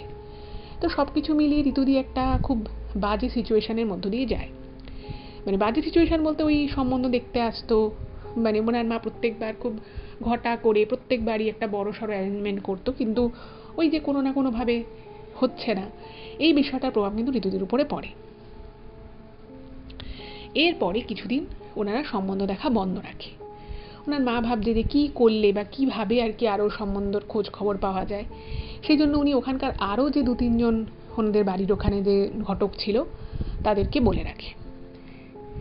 এবার এই ঘটনার প্রায় দিন 20 পরে একটা সম্বন্ধ আসে ঋতুদিদের বাড়িতে। ঋতুদিদের বাড়িতে যে সম্বন্ধটা আসে ওনার বিয়ের জন্য, যে ঘটক মশাই নিয়ে আসে, তিনি বলেন যে ছেলেটার বাড়ি হচ্ছে দুর্গাপুরে। দুর্গাপুরে বাড়ি, আর ঋতুদিদের বাড়ি ছিল ধনেখালির দিকে, ঠিক আছে। এবার ঋতুদিদের বাড়ি ধনেখালি এবং ছেলেটার মানে বাড়ি হচ্ছে দুর্গাপুরের দিকে, এবং ছেলেটারা প্রচণ্ড বড়লোক। ওদের 3টে এরকম মানে 4 চাকা গাড়ি রয়েছে, ওদের নিজস্ব বিশাল বড় ব্যবসা রয়েছে। ছেলেটা নিজে একটা বিশাল বড় একটা কোম্পানিতে চাকরি করে, খুব বড় পোস্টে চাকরি করে, প্লাস পারিবারিক ব্যবসা রয়েছে। ছেলেটা একমাত্র ছেলে, এবং ওরা একটা ভালো মেয়ে চাইছে, জাস্ট একটা ভালো সুশ্রী একটা ভালো মেয়ে, যে ওদের সংসারে গিয়ে সবাইকে নিয়ে, মানে শ্বশুর শাশুড়ি রয়েছে, তারপরে ছেলেটা একমাত্র ছেলে, কিন্তু ওদের আরও মানে খুড়তুতো জ্যাঠতুতো ভাই বোন রয়েছে, সবাই একসাথে থাকে, কিন্তু ব্যবসা বিশাল এদের, মানে ব্যবসাটা আলাদা কিন্তু থাকে একসাথে একটা বড় বাড়িতে। এছাড়াও ছেলেটার নিজস্ব 2টো বাড়ি রয়েছে ছেলেটার নামে। তো এই সব কিছু আর কি বলে। এবং যখন ঋতুদির মা এই সম্বন্ধটার কথা জানতে পারে, তো উনি তো বললেন যে ঘটক মশাইকে বলে যে আপনি যত তাড়াতাড়ি সম্ভব ছেলের পার্টির কাছে আমাদের মেয়ের এই ছবি সব পাঠিয়ে দিন, এবং ওনারা যদি দেখে ওকে পছন্দ হয় বা যদি দেখে পছন্দ নাও হয়, আপনারা ছেলের বাড়িকে বলবেন যে একবার অন্তত যেন আমাদের বাড়ি এসে মেয়েকে দেখে যায়, মানে ওনাদের পছন্দ হোক বা না হোক একবার যেন উনি এসে দেখে যায়। দেখার পরে রিজেক্ট করলো সেটা আলাদা ব্যাপার। মানে এটা শুনে ঋতুদির মায়ের এত ভালো লাগে এই সম্বন্ধটার কথা, মানে উনি মানে কি বলবো, মেঘনা চাইতেই বৃষ্টি যাকে বলে। তো ওনার মা তো যখন থেকে ওই সম্বন্ধটার কথা শুনেছে, ঋতুদির একটা সব খুব সুন্দর একটা ছবি পাঠিয়েছে, তার সাথে আরও যা যা প্রাইমারি যে ডিটেলস থাকে সেগুলো সবই ছেলের বাড়িতে পাঠায় ওই ঘটক মারফত। তো ঘটক মশাইও ওই সব নিয়ে চলে যায়। এবার এর ঠিক 2 দিন পরে ঘটক মশাই খবর দেয় যে ছবি দেখে মোটামুটি ওদের পছন্দ হয়েছে এবং ওরা একদিন ঋতুদিদের বাড়িতে আসতে ইচ্ছুক। এবার এটা শুনে তো ঋতুদির মায়ের খুব খুব খুব খুশি, খুব আনন্দ, এবং ওর মা মনে মনে এটাই চিন্তা করে, শুধু মনে মনে নয়, ঋতুদির বাবাকে বলে, ঋতুদিকে বলে যে তুই কিন্তু এই এই জিনিসপত্র দিয়ে সুন্দর করে সাজবি। তোর একটা বান্ধবীকে ডেকে বলে যে সেই মেয়েটাকে খুব ভালো সাজাতে পারতো, তো বলেছে ওকে একটু ভালো করে সাজিয়ে ঠাজিয়ে দেবে, ঘর দৌড় একদম পরিষ্কার পরিচ্ছন্ন করে একদম ঝাঁ চকচকে করে রাখে। মানে উনি কোনো মতে চাইছিলেন না যে এই সম্বন্ধটা হাতছাড়া হোক, কারণ এত ভালো সম্বন্ধ। আর অন্যান্য যত সম্বন্ধ ছিল ছেলেদের, নয় এডুকেশনাল কোয়ালিফিকেশানে, নয় চাকরি বাকরির দিক থেকে, কোথাও না কোথাও তাদেরও একটা কোনো ক্রাইটেরিয়া ছিল, কিন্তু এক্ষেত্রে মানে এই সম্বন্ধটার ক্ষেত্রে পার্টিকুলারলি ওদের কিন্তু কোনো ডিমান্ড ছিল না। তো ঋতুদির মা ভাবলেন যে এর থেকে বেটার সম্বন্ধ আর হয়তো আসবে না। তো সেই জন্য উনি ওনার সমস্ত মানে যতটুকু ওনার পক্ষে সম্ভব ছিল সব কিছু দিয়ে ওনার মা চেষ্টা করলেন যাতে ছেলের বাড়ির লোকের মানে ঋতুদিকে এবং ঋতুদির এই পরিবারটাকে যেন পছন্দ হয়। এই মতো চিন্তা করে তিনি সমস্ত অ্যারেঞ্জমেন্ট করলেন। এবার নির্দিষ্ট দিনে ছেলে সহ ছেলের বাড়ির লোক ঋতুদিদের বাড়ি এলো। এবার তারা না যখন ঋতুদিদের বাড়িতে এসেছিল, বেশ একটা ভালো লাক্সারি গাড়ি নিয়ে কিন্তু তারা আসে, বেশ দামি একটা গাড়ি। সেই গাড়ি নিয়ে আসে এবং মানে প্রথম দিন সম্বন্ধ দেখতে আসছে, কিন্তু বেশ বড় প্যাকেটে করে একটা দামি ব্র্যান্ডেড মিষ্টির প্যাকেট নিয়ে আসে। ছেলে সহ ছেলের বাড়ির লোক যারা যারা এসেছিল তাদের সাজ পোশাক সব কিছুর মধ্যে, কথাবার্তা সব কিছুর মধ্যেই একটা বেশ ভালো একটা আভিজাত্যের যে প্রতীক রয়েছে সেটা কিন্তু বোঝা যায়। এবং ভীষণই অমায়িক ব্যবহার। ছেলের বাড়ি, ছেলের মা বাবা, আরও তাদের এক খুড়তুতো ভাই বোন আসে, প্রত্যেকেরই খুব ভালো ব্যবহার। এবং তারা মানে এত বড়লোক হওয়া সত্ত্বেও ওদের পরিবারের সাথে এত ভালোভাবে কথা বলে, এত ভালোভাবে মিশে যায় যে মানে মনে হচ্ছে যেন বহুদিনের পরিচিত। এবং তারা ওদের বাড়িতে বেশ অনেকক্ষণ থাকে, খাওয়া দাওয়া করে। এবং ছেলেটিরও ব্যবহার ভীষণ ভালো, ছেলেটি খুব ভালোভাবেই ওর সাথেও কথা বলে, ঋতুদির সাথে। এবং তারপরে চলে যাওয়ার আগে ছেলেটির যে মা ছিল তিনি ব্যাগ থেকে একটা ছোট কানের ছোট ছোট আর কি দুটো পাশা, ওটা সোনার দুল, তো সেই পাশা মতো সোনার দুল দিয়ে মানে বাড়ির সকলের সামনে, ঋতুদির বাবা মা সবার সামনে মানে মেয়েটিকে মানে ঋতুদিকে আর কি আশীর্বাদ করে এবং বলে যে আমাদের কিন্তু মেয়ে খুব পছন্দ হয়েছে, আপনারা যদি অনুমতি দেন তাহলে আমরা কথা বাড়াতে পারি। তো ঋতুদির মা তো মানে এটা দেখে উনি মানে আনন্দে একেবারে আটখানা, উনি তো মানে খুব খুশি। উনিও তখন সবার সামনে বলে দিলেন যে আমারও আপনাদের পরিবারকে খুব পছন্দ হয়েছে, আপনার ছেলেকেও খুব ভালো লেগেছে, আমরা কথা এগোতে চাই। তো সেদিন তো মানে বিশাল খুশির আবহাওয়া, সত্যি পরিবারটাও ভীষণ ভালো ছিল। তো ঋতুদির বাবা মাকে বলে যে আপনারাও এসে একদিন দুর্গাপুরে এসে আমাদের বাড়িঘর দেখে যান, তারপরে আমরা পাকা কথা সমস্ত বিয়ে ডেট ফেট ফাইনাল করা সেসব তো আমরা করবই। তো এই সমস্ত কথাবার্তা হয়ে যায় এবং তারা বাড়ি চলে যায়। এবার এই ঘটনায় ঋতুদির মা তো ভীষণ ভীষণ খুশি, মানে উনি ঠিক যেরকম সম্বন্ধ মেয়ের জন্য চাইছিলেন মানে যেন উনি তার থেকেও একটু বেশি কিছু পেলেন, ভীষণ খুশি আর কি। এবং ঋতুদিকে যে দুলটা আশীর্বাদ করে দিয়ে গেছিল সেটা কিন্তু বেশ সোনার দুল, খুব বড় না হলেও মানে ওই প্রথম দিন এসে দেখে ওরকম একটা দুল দিয়ে যাবো এই ব্যাপারটাও সবার খুব মানে খুব ভালো লাগে যে মানে এত বড়লোক মানুষ সে একটা ওরকম দুলও দিয়ে দিল, মানে ব্যাপারটা একটু অন্যরকম লাগে। এবং তারপরে একদিন একটা ভালো দিন দেখে ঋতুদির বাবা মা কিছু আত্মীয় স্বজন দু একজন আর কি তারা দুর্গাপুরের বাড়িতে যায়। এবার দুর্গাপুরের যে বাড়িটায় যায় ওরা মানে ওদের তো 2-3টে বাড়ি রয়েছে, কিন্তু যে বাড়িটায় আর কি ওদের আদি বাড়ি, একটা পুরনো বাড়ি, সেই বাড়িতেই আর কি ওরা সবাই থাকে, তো সেই বাড়িটাতেই ওদেরকে ডাকা হয়। তো গিয়ে দেখছে বেশ বড় একটা পুরনো দিনের বাড়ি, হলুদ রঙের বাড়ি, সুন্দর বেশ গাছপালা রয়েছে, অনেকটা জায়গা নিয়ে বাড়িটা, বাড়িতে আশেপাশে গাছ রয়েছে, একটা পুরনো কুয়ো রয়েছে, মানে বনেদি পরিবার, সম্ভ্রান্ত পরিবার, সেটা বাড়ি দেখে বেশ বোঝা যাচ্ছে। কথাবার্তা খুব ভালো, ঘরে বেশ চাকর বাকরও রয়েছে, কাজকর্ম করে দিচ্ছে এবং ওনারা খুব বেশিক্ষণ বসেনি এবং খুব ভালো লাগে, কথাবার্তা খুব ভালো, আশপাশে জায়গাটাও সুন্দর। তো ঋতুদির মা বাবার মনে যেটুকু যা কনফিউশন ছিল, যেটুকু যা সংশয় ছিল, সমস্ত কিছু ছেলেটির বাড়ি যাওয়ার পরে ওদের মন থেকে সেটুকু দূর হয়ে যায় এবং ওরা মনে মনে ভীষণ খুশি হয় যে এরকম একটা বাড়িতে, এরকম একটা সম্ভ্রান্ত ধনী অভিজাত বাড়িতে নিজের মেয়ের সম্বন্ধ হতে যাচ্ছে এটা ভেবে। যাই হোক, তো ঋতুদির মা ঠিক যেরকম স্বপ্ন দেখেছিলেন যে একটা দিন উনি ওনার মেয়ের খুব বড় করে ধুমধাম করে বিয়ে দেবেন এবং ওনার জামাই এবং তার পরিবার সম্ভ্রান্ত হবে, বড়লোক হবে, অভিজাত হবে, ঠিক সেভাবেই কিন্তু ঋতুদির মায়ের নিজের স্বপ্ন পূরণ করেন। মানে ওনাদের যতটা সাধ্য ছিল সাধ্যের বাইরে গিয়েও খরচা করে বড় করে কিন্তু ঋতুদির বিয়ে হয়। এবং ঋতুদির বিয়েতে মানে প্রচুর লোক নিমন্ত্রিত ছিল। বরযাত্রীকে বলা হয়েছিল যে আপনারা যতজন পারবেন বরযাত্রী আনবেন, আমাদের কোনো অসুবিধে নেই। তো বরযাত্রী খুব বেশি আসে না, কিন্তু ঋতুদিদের পাড়া থেকে শুরু করে চেনা পরিচিত, স্বল্প পরিচিত সবাইকে ঋতুদির মা কিন্তু নিমন্ত্রণ করে এবং খুব বড় করে সুন্দর করে কিন্তু ঋতুদির বিয়েটা হয়ে যায়। ঋতুদির মায়ের স্বপ্ন পূরণ হলো, খুব আনন্দ পরিবারের মধ্যে, ঋতুদিও বেশ খুশি, বিয়েটা হয়। এবং ঋতুদি বিয়ের পরে ওনাদের যে দুর্গাপুরে যে শ্বশুর বাড়ি, সেই শ্বশুর বাড়িতে চলে যায়। এবার শ্বশুর বাড়িতে গেছে, এবার ওখানে রিসেপশন হবে, বৌভাত হবে। এবার দেখছে যে মানে ওরা যে পরিমাণ নিজেদের টাকা পয়সার কথা বলেছে বা যে পরিমাণ আর কি ওরা শো করেছে, যেরকম বড় বড় গাড়ি চড়ে ওরা এদিক ওদিক করে, কিন্তু দেখা যাচ্ছে যদি গিয়ে দেখে যে সব কিছুই ঠিক আছে, কিন্তু মানে ঋতুদির বিয়েটা যতটা বড় করে হয়েছে, রিসেপশন কিন্তু এখানে তত বড় কিছু আয়োজন হয়নি। ছোট একটা প্যান্ডেল হয়েছে, গোটা কিছু লোক এসেছে এবং ঋতুদিকে আশীর্বাদ করে যা গয়নাগাটি দেওয়া সেসব দিয়েছে, ঠিক আছে, সেটা খুব বিশাল কিছু নয়, আবার খুব যে খারাপ কিছু সেটাও নয়। তো ঋতুদির মা একটুখানি অবাক হয়ে যায়, ওনারা ভেবেছিলেন যে রিসেপশন হয়তো বিশাল বড় করে হবে, যেহেতু এত বড় লোক, ব্যবসায়ী পরিবার, প্রচুর মানুষজন চেনা জানা থাকবে। তো তখন ঋতুদির মাকে ঋতুদির শ্বশুরবাড়ির লোকেরা বলে যে দেখুন আমাদের তো প্রচুর লোকজন চেনা, এবার আমরা যদি সব লোককে বলতে যাই আমাদের 1000-এর উপরে লোক হয়ে যাবে। তো আমরা পরবর্তী সময়ে ঠিক করেছি যে ছেলের বিয়ে উপলক্ষে যারা আমাদের ব্যবসায়িক পরিচিত লোকজন আছে তাদেরকে একটা আলাদা করে নিমন্ত্রণ করে খাইয়ে দেবো। তো যেহেতু এটা বৌভাত, পারিবারিক অনুষ্ঠানে আমরা এত লোক বাড়াতে চাই না, তাই নিকট আত্মীয়দের নিয়ে এই বৌভাতের অনুষ্ঠানটা হচ্ছে। যাই হোক, ঋতুদির মা ভাবলেন যে হ্যাঁ সেটাও একটা ব্যাপার, কারণ একজনকে ডাকলে অন্যজনকেও ডাকতে হবে, তো আলাদা করে একটা অনুষ্ঠান করে দেওয়া বা তাদেরকে খাইয়ে দেওয়া সেটা একটা আলাদা ব্যাপার হতেই পারে। তো ওনার মনে বা ঋতুদির বাবার মনে কারোর মনে কিন্তু এটা নিয়ে আর কোনো সংশয় থাকলো না। ওনারা বৌভাতের অনুষ্ঠান অ্যাটেন্ড করে বাড়ি চলে এলেন। এবার শুরু হলো ঋতুদির বৈবাহিক জীবন। এই অবধি কিন্তু ব্যাপারটা বা ঘটনাটা মানে একরকম চলছিল। একটা সাধারণ মেয়ে, সাধারণ পরিবারের মেয়ে, তার একটা স্বপ্ন ছিল, তার মা বাবার একটা স্বপ্ন ছিল, সেই স্বপ্নটা পূরণ হলো।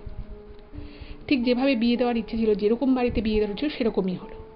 কিন্তু এইবার ঋতুদির জীবনে যে নতুন অধ্যায়টা শুরু হলো সেটা হচ্ছে এখানে বেশ ইন্টারেস্টিং একটা ব্যাপার, এবং সেটাই হচ্ছে এই ঘটনাটার আসল ব্যাপার। এই ঘটনাটা এবার যত সামনের দিকে এগোবে আপনারা বুঝতে পারবেন যে এই ঘটনার মোড় কোন দিক থেকে কোন দিকে ঘোরে। বৌভাতের দিন রাতের বেলা ঋতুদির শাশুড়িমা যিনি ছিলেন তিনি ঋতুদির হাতে এক বাটি পায়েস দেন এবং পায়েসটা দিয়ে বলেন যে তুমি এই পায়েসটা তোমার বরকে খাইয়ে দিও।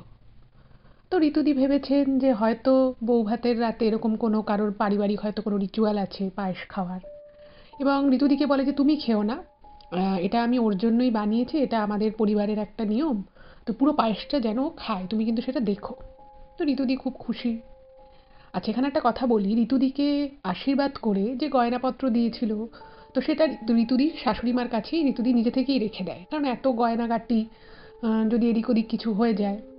এবং ঋতুদির শাশুড়িমা মানে সবসময় বলছেন যে একটাই ছেলে, সব কিছু ওরই। তো ঋতুদিও খুব নিশ্চিন্তে সমস্ত গয়নাগাটি খুব সামান্য কিছু নিজের কাছে রেখে ঋতুদির শাশুড়িমার কাছে দিয়ে দেয় গয়না। আচ্ছা, এবারে ঋতুদির সাথে ওনার হাজবেন্ডের মানে যেটুকু আর কি চেনা পরিচিতি হয়েছিল তাতে ঋতুদি লক্ষ্য করেছিল যে ওনার হাজবেন্ড কিন্তু মোটামুটি হাসি খুশি একজন মানুষ। কিন্তু বৌভাতের দিন সকাল থেকেই ঋতুদি খেয়াল করে যে ওনার হাজবেন্ড কিছু একটা নিয়ে খুব টেনশনে আছে। যাই হোক, তো ঋতুদি সেভাবে মানে যেহেতু বিয়েটা খুব তাড়াতাড়ি ঠিক হয়ে গেছিল, আর মাঝখানে একবার ঋতুদির হাজবেন্ড বিয়ের আগে আর কি ঋতুদিকে একবার ফোন করে, ঋতুদির বাড়িতে ফোন করে এবং বাড়িতে ফোন করে বলে যে তুমি কি একবার আমার সাথে একটু বেরোবে। তো তখন ঋতুদি বুঝতে পারে না কি বলবে, তো তখন ঋতুদির মা ঋতুদিকে বলে যে দেখ এরকম একটা সম্ভ্রান্ত অভিজাত পরিবার, তো হয়তো তোকে ভাবে দেখা করতে বলছে, কিছু হয়তো তোকে গয়নাগাটি বা কোনো জিনিসপত্র হয়তো তোকে কিনে দিতে চায়, কিন্তু বিষয়টা তো খুব একটা ভালো হবে না, তুই যদি যা তো ভাববে যে দেখো খুব লোভী বাড়ির মেয়ে, তো তুই বলে দে যে না আমি বেরোবো না, তোমার যদি কিছু বলার থাকে তুমি ফোনে বলো। তো এরকম করে আর মাঝখানে যে একটা দিন দেখার সুযোগ হয়েছিল সেই দেখা করা বা কথা বলা সেই সুযোগটাও হয়নি।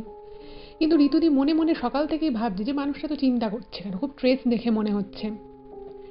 এবার এরপরে ঋতুদি ভাবে যে আরে হতেই তো পারে, এত বড় একটা বিয়ের আয়োজন, বিয়ের খাটাখাটনি থাকে, অনেক রকম ব্যাপার থাকে, আর ব্যবসায়িক পরিবার সেখানে অনেক কাজকর্মও থাকে ব্যবসার, তো হয়তো সব কিছু মিলিয়ে একটু ট্রেসটা আছে, একটু টেনশন আছে। তো ঋতুদি এসে ঘরে টেবিলে যে ছিল সে টেবিলে পায়েসের বাটিটা রাখে এবং রেখে বলে যে তুমি পায়েসটা খেয়ে নাও। তো ঋতুদির হাজবেন্ড বলছে যে আচ্ছা একটা কথা বলো তো, তুমি আমাকে বিয়ে করে নিলে, আমাদের বিয়ে হয়েও গেল, কিন্তু তুমি আমার সম্পর্কে তো কখনো সেভাবে কিছু জানতে চাওনি। তো এরকমভাবে যখন ওরা দুজনে মিলে এই টুকটাক কথাবার্তা বলছে তো তখন আবার ঋতুদির শাশুড়ি মা দরজায় নক করেছে। এবার নক করার পরে ঋতুদি বেরিয়েছে, ঋতুদিকে বলছে যে পায়েসটা কি খাইয়ে দিয়েছো, ও খেয়েছে? তখন ঋতুদি বলছে না আমি রেখেছি, আমি এক্ষুনি ওকে খাইয়ে দিচ্ছি। তো সেটা শুনে ঋতুদি সঙ্গে সঙ্গে গিয়ে ওনার হাজবেন্ডকে বলে তুমি আগে পায়েসটা খাও, তোমাদের এটা রিচুয়ালে আছে। এবং যাই হোক, ঋতুদি একটু জোর জবরদস্তি করি পায়েসটা ওনার হাজবেন্ডকে খাইয়ে দেয়।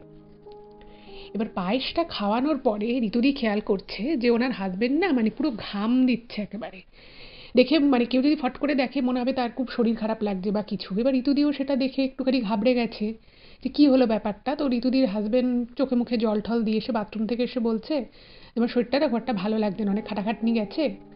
তো এই বলে ঋতুদি বলে তাই তুমি শুয়ে পড়ো। বাড়ির কাউকে কি ডাকবো? ঋতুদির বর বলল কাউকে কিছু ডাকার দরকার নেই। তো উনি শুয়ে পড়ে। এবার ঋতুদির তো মানে মনে মনে খুব আনন্দ, বিয়ে হয়েছে, এত বড় একটা বাড়ি, প্রচুর গিফট পেয়েছে, প্রচুর গয়না গাটি, সবাই বেশ ভালো ভালোই বলছে। কিন্তু একটা বিষয় ঋতুদি খেয়াল করে প্রথম দিনই, বৌভাতের দিনই, সেটা হচ্ছে যে কোনো আত্মীয় স্বজনের সাথেই ঋতুদিকে না খুব বেশিক্ষণ কথা বলতে দিত না। মানে প্রথম দিকে আর কি ঋতুদি এটা যখন মানে নোটিস করে, তখন ঋতুদি ভাবে যে ওনার শাশুড়ি মা খুব প্রোটেক্টিভ, মানে সবসময় ঋতুদির পাশে পাশে থাকা, মানে কোনো আত্মীয় স্বজনকে প্রণাম করে হয়তো কোনো প্রণামীর শাড়ি দিতে হবে সেই সময়টা পুরো পাশে থাকা, সবাইকে মানে খুব সুন্দর করে করে গাইড করছিল। তো ঋতুদির মনে কিন্তু কোনো রকম কোনো সন্দেহ, কোনো রকম কোনো চিন্তা যে এটা কেন এরকম হচ্ছে বা ওটা কেন এরকম হচ্ছে কিছুই কিন্তু আসেনি।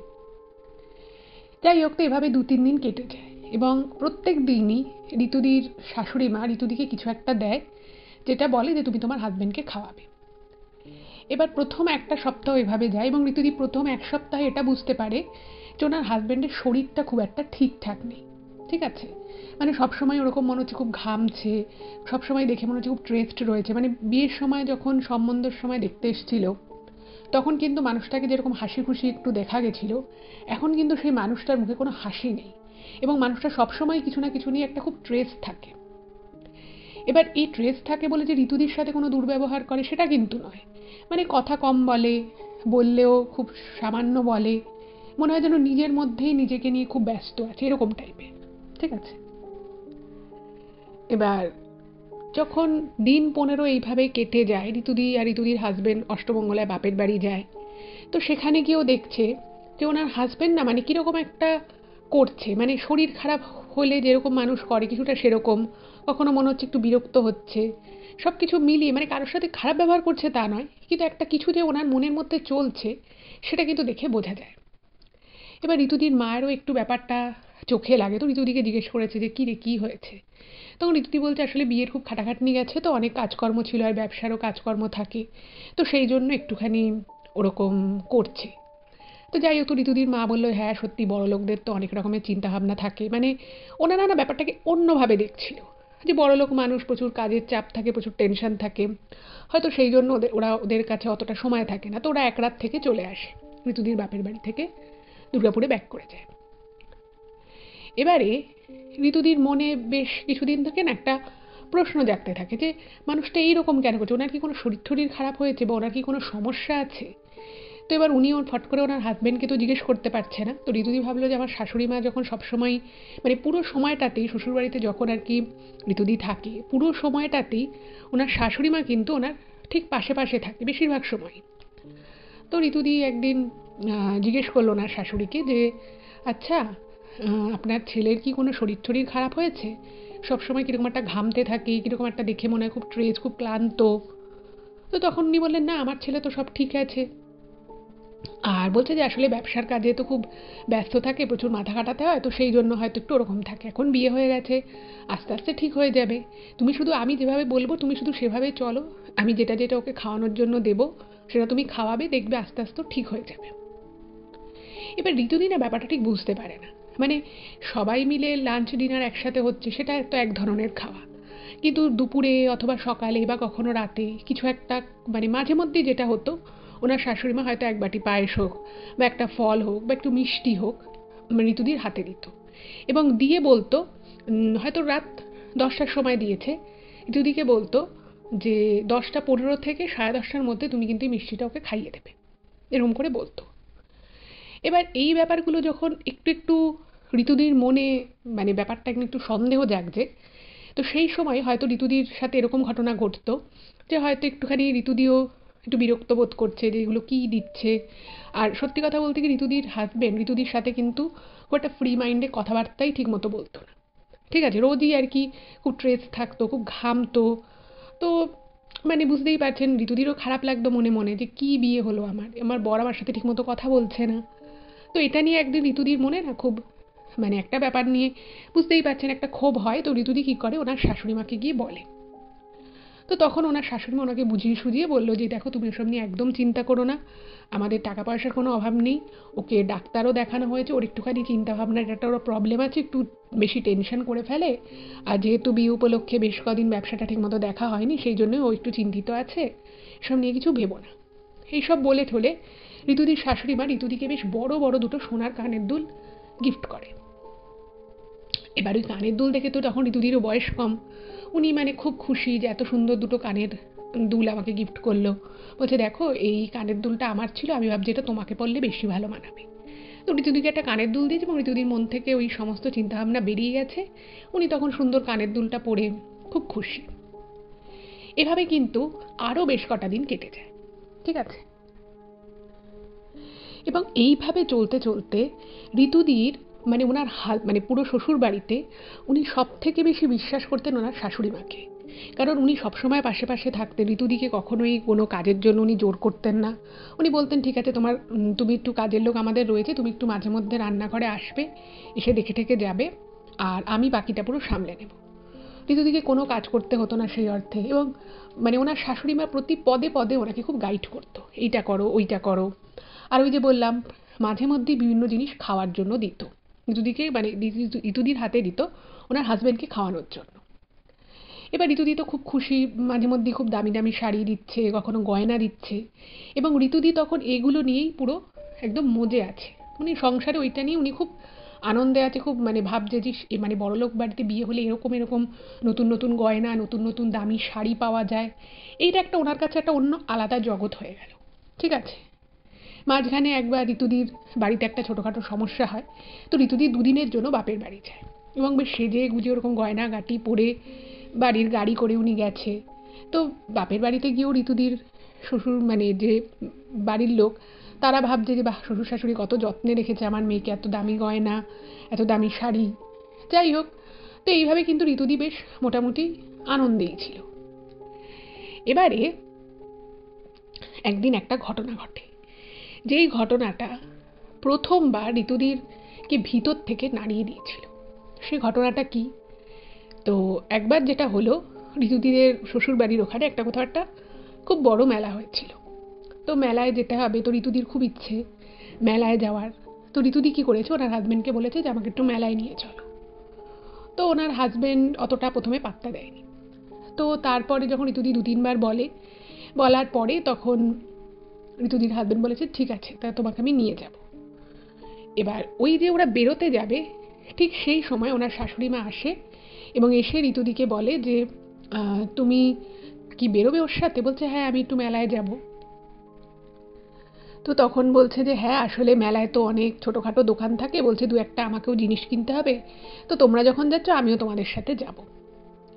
এবার ঋতুদির একটু অড লাগে, কিন্তু উনি না কিছু বলতে পারেন না যে না আপনি যাবেন না বা কিছু। ঋতুদি বলে ঠিক আছে আপনিও চলুন। এবার ওরা তিনজনে মিলে মেলায় যায়। মেলায় গিয়ে বিভিন্ন জায়গায় জায়গায় ঘুরছে, এবং প্রত্যেকটা সময় তখন ঋতুদি অতটা বুঝতো না, কিন্তু পরবর্তী সময় ঋতুদি এগুলো যখন নিয়ে মানে চিন্তা ভাবনা করে তখন ঋতুদি বুঝতে পারে অ্যাকচুয়ালি কিন্তু ওনার শাশুড়ি মা ঋতুদি এবং ওনার হাজব্যান্ডকে পাহারা দেওয়ার জন্য নিজে একসাথে গেছিলেন। যাই হোক, তো এভাবে মেলার মধ্যে প্রচুর ভিড়, তো ওনার শাশুড়ি মা কিছু একটা জিনিস দেখছিলেন। তো দেখতে দেখতে ঋতুদি অন্য একটা স্টলের দিকে গেছে। তো সেখানে ওনার হাজব্যান্ডও ছিল। তো ওনার হাজব্যান্ড হঠাৎ করেই ঋতুদিকে বলছে যে তুমি না রাতের বেলা আজকে যদি আমাকে কিছু মা খেতে দেওয়ার জন্য দেয়, তুমি না আমাকে আজকে দিও না, সেটা তুমি আজকে মাকে বলে দিও আমাকে যেন আজকে ওটা না দেয়, তুমিই বারণ করে দিও। তো তখন ঋতুদি বলছে কেন, তোমার মা তো তোমার ভালোর জন্যই জিনিস দেয়, তুমি কেন খেতে চাইছো না? তো তখন ঋতুদিকে বলছে যে তোমাকে আমি আজকে তোমাকে রিকোয়েস্ট করছি, আজকে যদি মা কিছু খেতে দেয় তাহলে কিন্তু তুমি সেটা নিওই না, যদি নাও তাহলে কিন্তু আমাকে খেতেই হবে, তুমি না নিলে তাহলে আর মা আমাকে দিতে পারবে না। তো ঋতুদিকে এইটা একটুখানি আড়ালে একটু রিকোয়েস্ট করে বলে, তো ঋতুদি বলেছে ঠিক আছে। এবারে যেটা হলো, ওনারা তিনজনে বাড়ি চলে এলো, এবং সত্যি সত্যি কিন্তু সেই দিন ঋতুদির শাশুড়ি মা ঋতুদিকে রাতের বেলা একটা পেয়ারা দেয়, এবং পেয়ারাটা দিয়ে বলে যে এটা আমি আমার ছেলের মানে মঙ্গলের উদ্দেশ্যে একটা জায়গায় পুজো দিয়েছি, তুই পেয়ারাটা ওকে দিয়ে দাও। এবার পেয়ারাটার উপরে না একটু ধূপের ছাই পড়লে যেরকম একটু একটু থাকে ওরকম ছিটছিট হয়েছে। তো তখন ঋতুদি বলছে যে এই পেয়ারাটা তো নোংরা, এই পেয়ারাটা তো ধুতে হবে। তো ঋতুদির মানে শাশুড়ি মা বলছে যে না না, এটা প্রসাদী জিনিস, এটা ধোয়ার দরকার নেই, তুমি বরং তোমার শাড়ির আঁচল দিয়ে একটু মুছে দাও, তাহলেই হবে। তো তখন ঋতুদির মনে পড়লো ওনার হাজবেন্ড ওনাকে বলেছে আজকে যে যদি মা আজকে কিছু দেয় তাহলে তুমি নেবে না। তো ঋতুদি তখন বলছে যে আসলে আজকে না আমি ওকে এই পেয়ারাটা না খাওয়াতে পারবো না। তো তখন ওনার শাশুড়ি মা বলছে কেন, তুমি কেন খাওয়াতে পারবে না? তো তখন ঋতুদি বলছে আসলে ও না আজকে মেলা থেকে এসে ওর এমন শরীরটা লাগছিল, ও না ঘুমিয়ে পড়েছে। এবার ঋতুদির শাশুড়ি মা তো মানে ভুরুটা কুঁচকে গেছে। তখন বলছে ঠিক আছে, ও ঘুমিয়ে পড়েছে, কোনো ব্যাপার না, তুমি ওকে ঘুম থেকে তুলে এই পেয়ারাটা খাওয়াও। তো তখন ঋতুদির শাশুড়ি মা বলছে যে মানে এইভাবে যখন আর কি বারবার বলছে তুমি ওকে ঘুম থেকে তুলে খাওয়াও, তখন ঋতুদি না মানে ভাবলো যে না, আজকে যখন আমাকে আমার স্বামী বারণ করেছে তাহলে আমি এটা ওকে দেবো না। তো তখন ঋতুদি বলে যে আচ্ছা, আমি যদি ওকে ঘুম থেকে তুলি না, ও ঠিকমতো ঘুম থেকে জাগে না, ওর জাগতেই চায় না, তুমি বরং এই পেয়ারাটা রেখে দাও, আমি কালকে ওকে দেবো, তুমি তোমার কাছেই রাখো পেয়ারাটা। এই বলে ঋতুদি একটু কায়দা করে এবং তারপর ওর শাশুড়ি মা দেখছে যে বলছে যে কোনোভাবেই ঘুম থেকে উঠবে না। তো তখন কি করেছে, ঋতুদির শাশুড়ি চলে গেছে, পেয়ারাটা নিয়ে চলে গেছে। এবার তো ঋতুদি এসে ঘরের দরজাটা বন্ধ করে দিয়েছে, দিয়ে ওনার হাজবেন্ডকে জিজ্ঞেস করছে আচ্ছা তোমার মা একটা পুজো দিয়ে পেয়ারা এনেছিল, তো পেয়ারাটা তুমি না হয় রেখে দিতে, তুমি খেতে না, কিন্তু মা হয়তো দুঃখ পেলো, তো তুমি না হয় রাতের বেলা যদি তোমার পেয়ারা খেতে ইচ্ছে না করে তুমি ঘরেই রেখে দিতে পারতে, শুধুমাত্র জিনিসটা ফেরানোর দরকারটা কী ছিল? তুমি যে বলেছিলে যে আমি যদি মায়ের থেকে নিই তাহলে তোমাকে খেতেই হবে, আমি নিলাম না, কিন্তু কেন এটা করলে? তো তখন ঋতুদির যিনি হাজবেন্ড ছিলেন তিনি মানে ঋতুদির দিকে না আমার একটা অদ্ভুত দৃষ্টিতে তাকিয়েছিল, এবং যে দৃষ্টিটা খুব একটা যে স্বাভাবিক দৃষ্টি বা একটা মানুষ যে আর একটা মানুষের দিকে খুব স্বাভাবিকভাবে যে তাকিয়ে থাকে সেটা কিন্তু নয়। এবার ঋতুদির হাজবেন্ড তখন বলছে যে ওইসব ছাড়ো, আমি তোমাকে একটা খুব দরকারি কথা বলতে চাই। তো ঋতুদি বলছে হ্যাঁ বলো। তো তখন ঋতুদির হাজবেন্ড এমন দুটো কথা ঋতুদিকে বলে যেটা শুনবে বলে ঋতুদি স্বপ্নেও কোনোদিনও ভাবতে পারেনি, এবং সেটা ঋতুদির জীবনের একটা প্রথম ধাক্কা ছিল।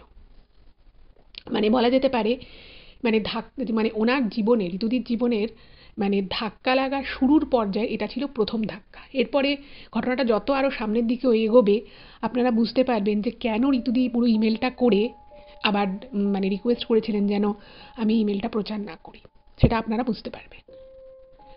যাই হোক, তো ঋতুদির হাজবেন্ড বলে যে দেখো আমি বেশিক্ষণ তোমার সাথে কথা বলতে পারবো না, আমার শরীর ভালো নেই। তো তখন উনি বলেন যে ঋতুদির হাজবেন্ড আজ থেকে 6 বছর আগে একটি মেয়েকে নিজে থেকেই খুব ভালোবেসে বিয়ে করেন, এবং মেয়েটিও ঋতুদির হাজবেন্ডকে খুব ভালোবাসত। ওরা দুজনে বিয়ে করে এবং বিয়ের পরে ওরা 1 বছর সংসার করে, সেটা কিন্তু পুরোটাই পরিবারকে লুকিয়ে। যখন পরিবারের লোকেরা জানতে পারে এই বিষয়টা তখন কিন্তু তারা তীব্র প্রতিবাদ করে, এবং সেই মেয়েটিও তখন তার সাথে হওয়া যে অন্যায় মানে এই বিয়েটাকে তারা মানতে চায় না। তো স্বাভাবিকভাবেই সেই মেয়েটিও তার স্বামীকে ছাড়ার জন্য প্রস্তুত ছিল না, তো সেও চরম প্রতিবাদ করে।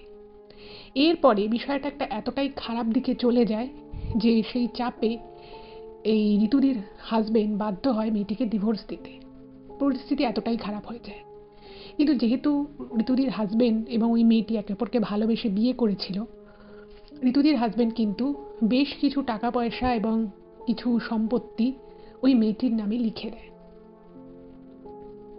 এবং তারপর থেকে কিন্তু পরিবারে ঋতুদির হাজবেন্ডের উপরে বিভিন্ন রকমভাবে মানসিক নির্যাতন যাকে বলে শুরু হয়।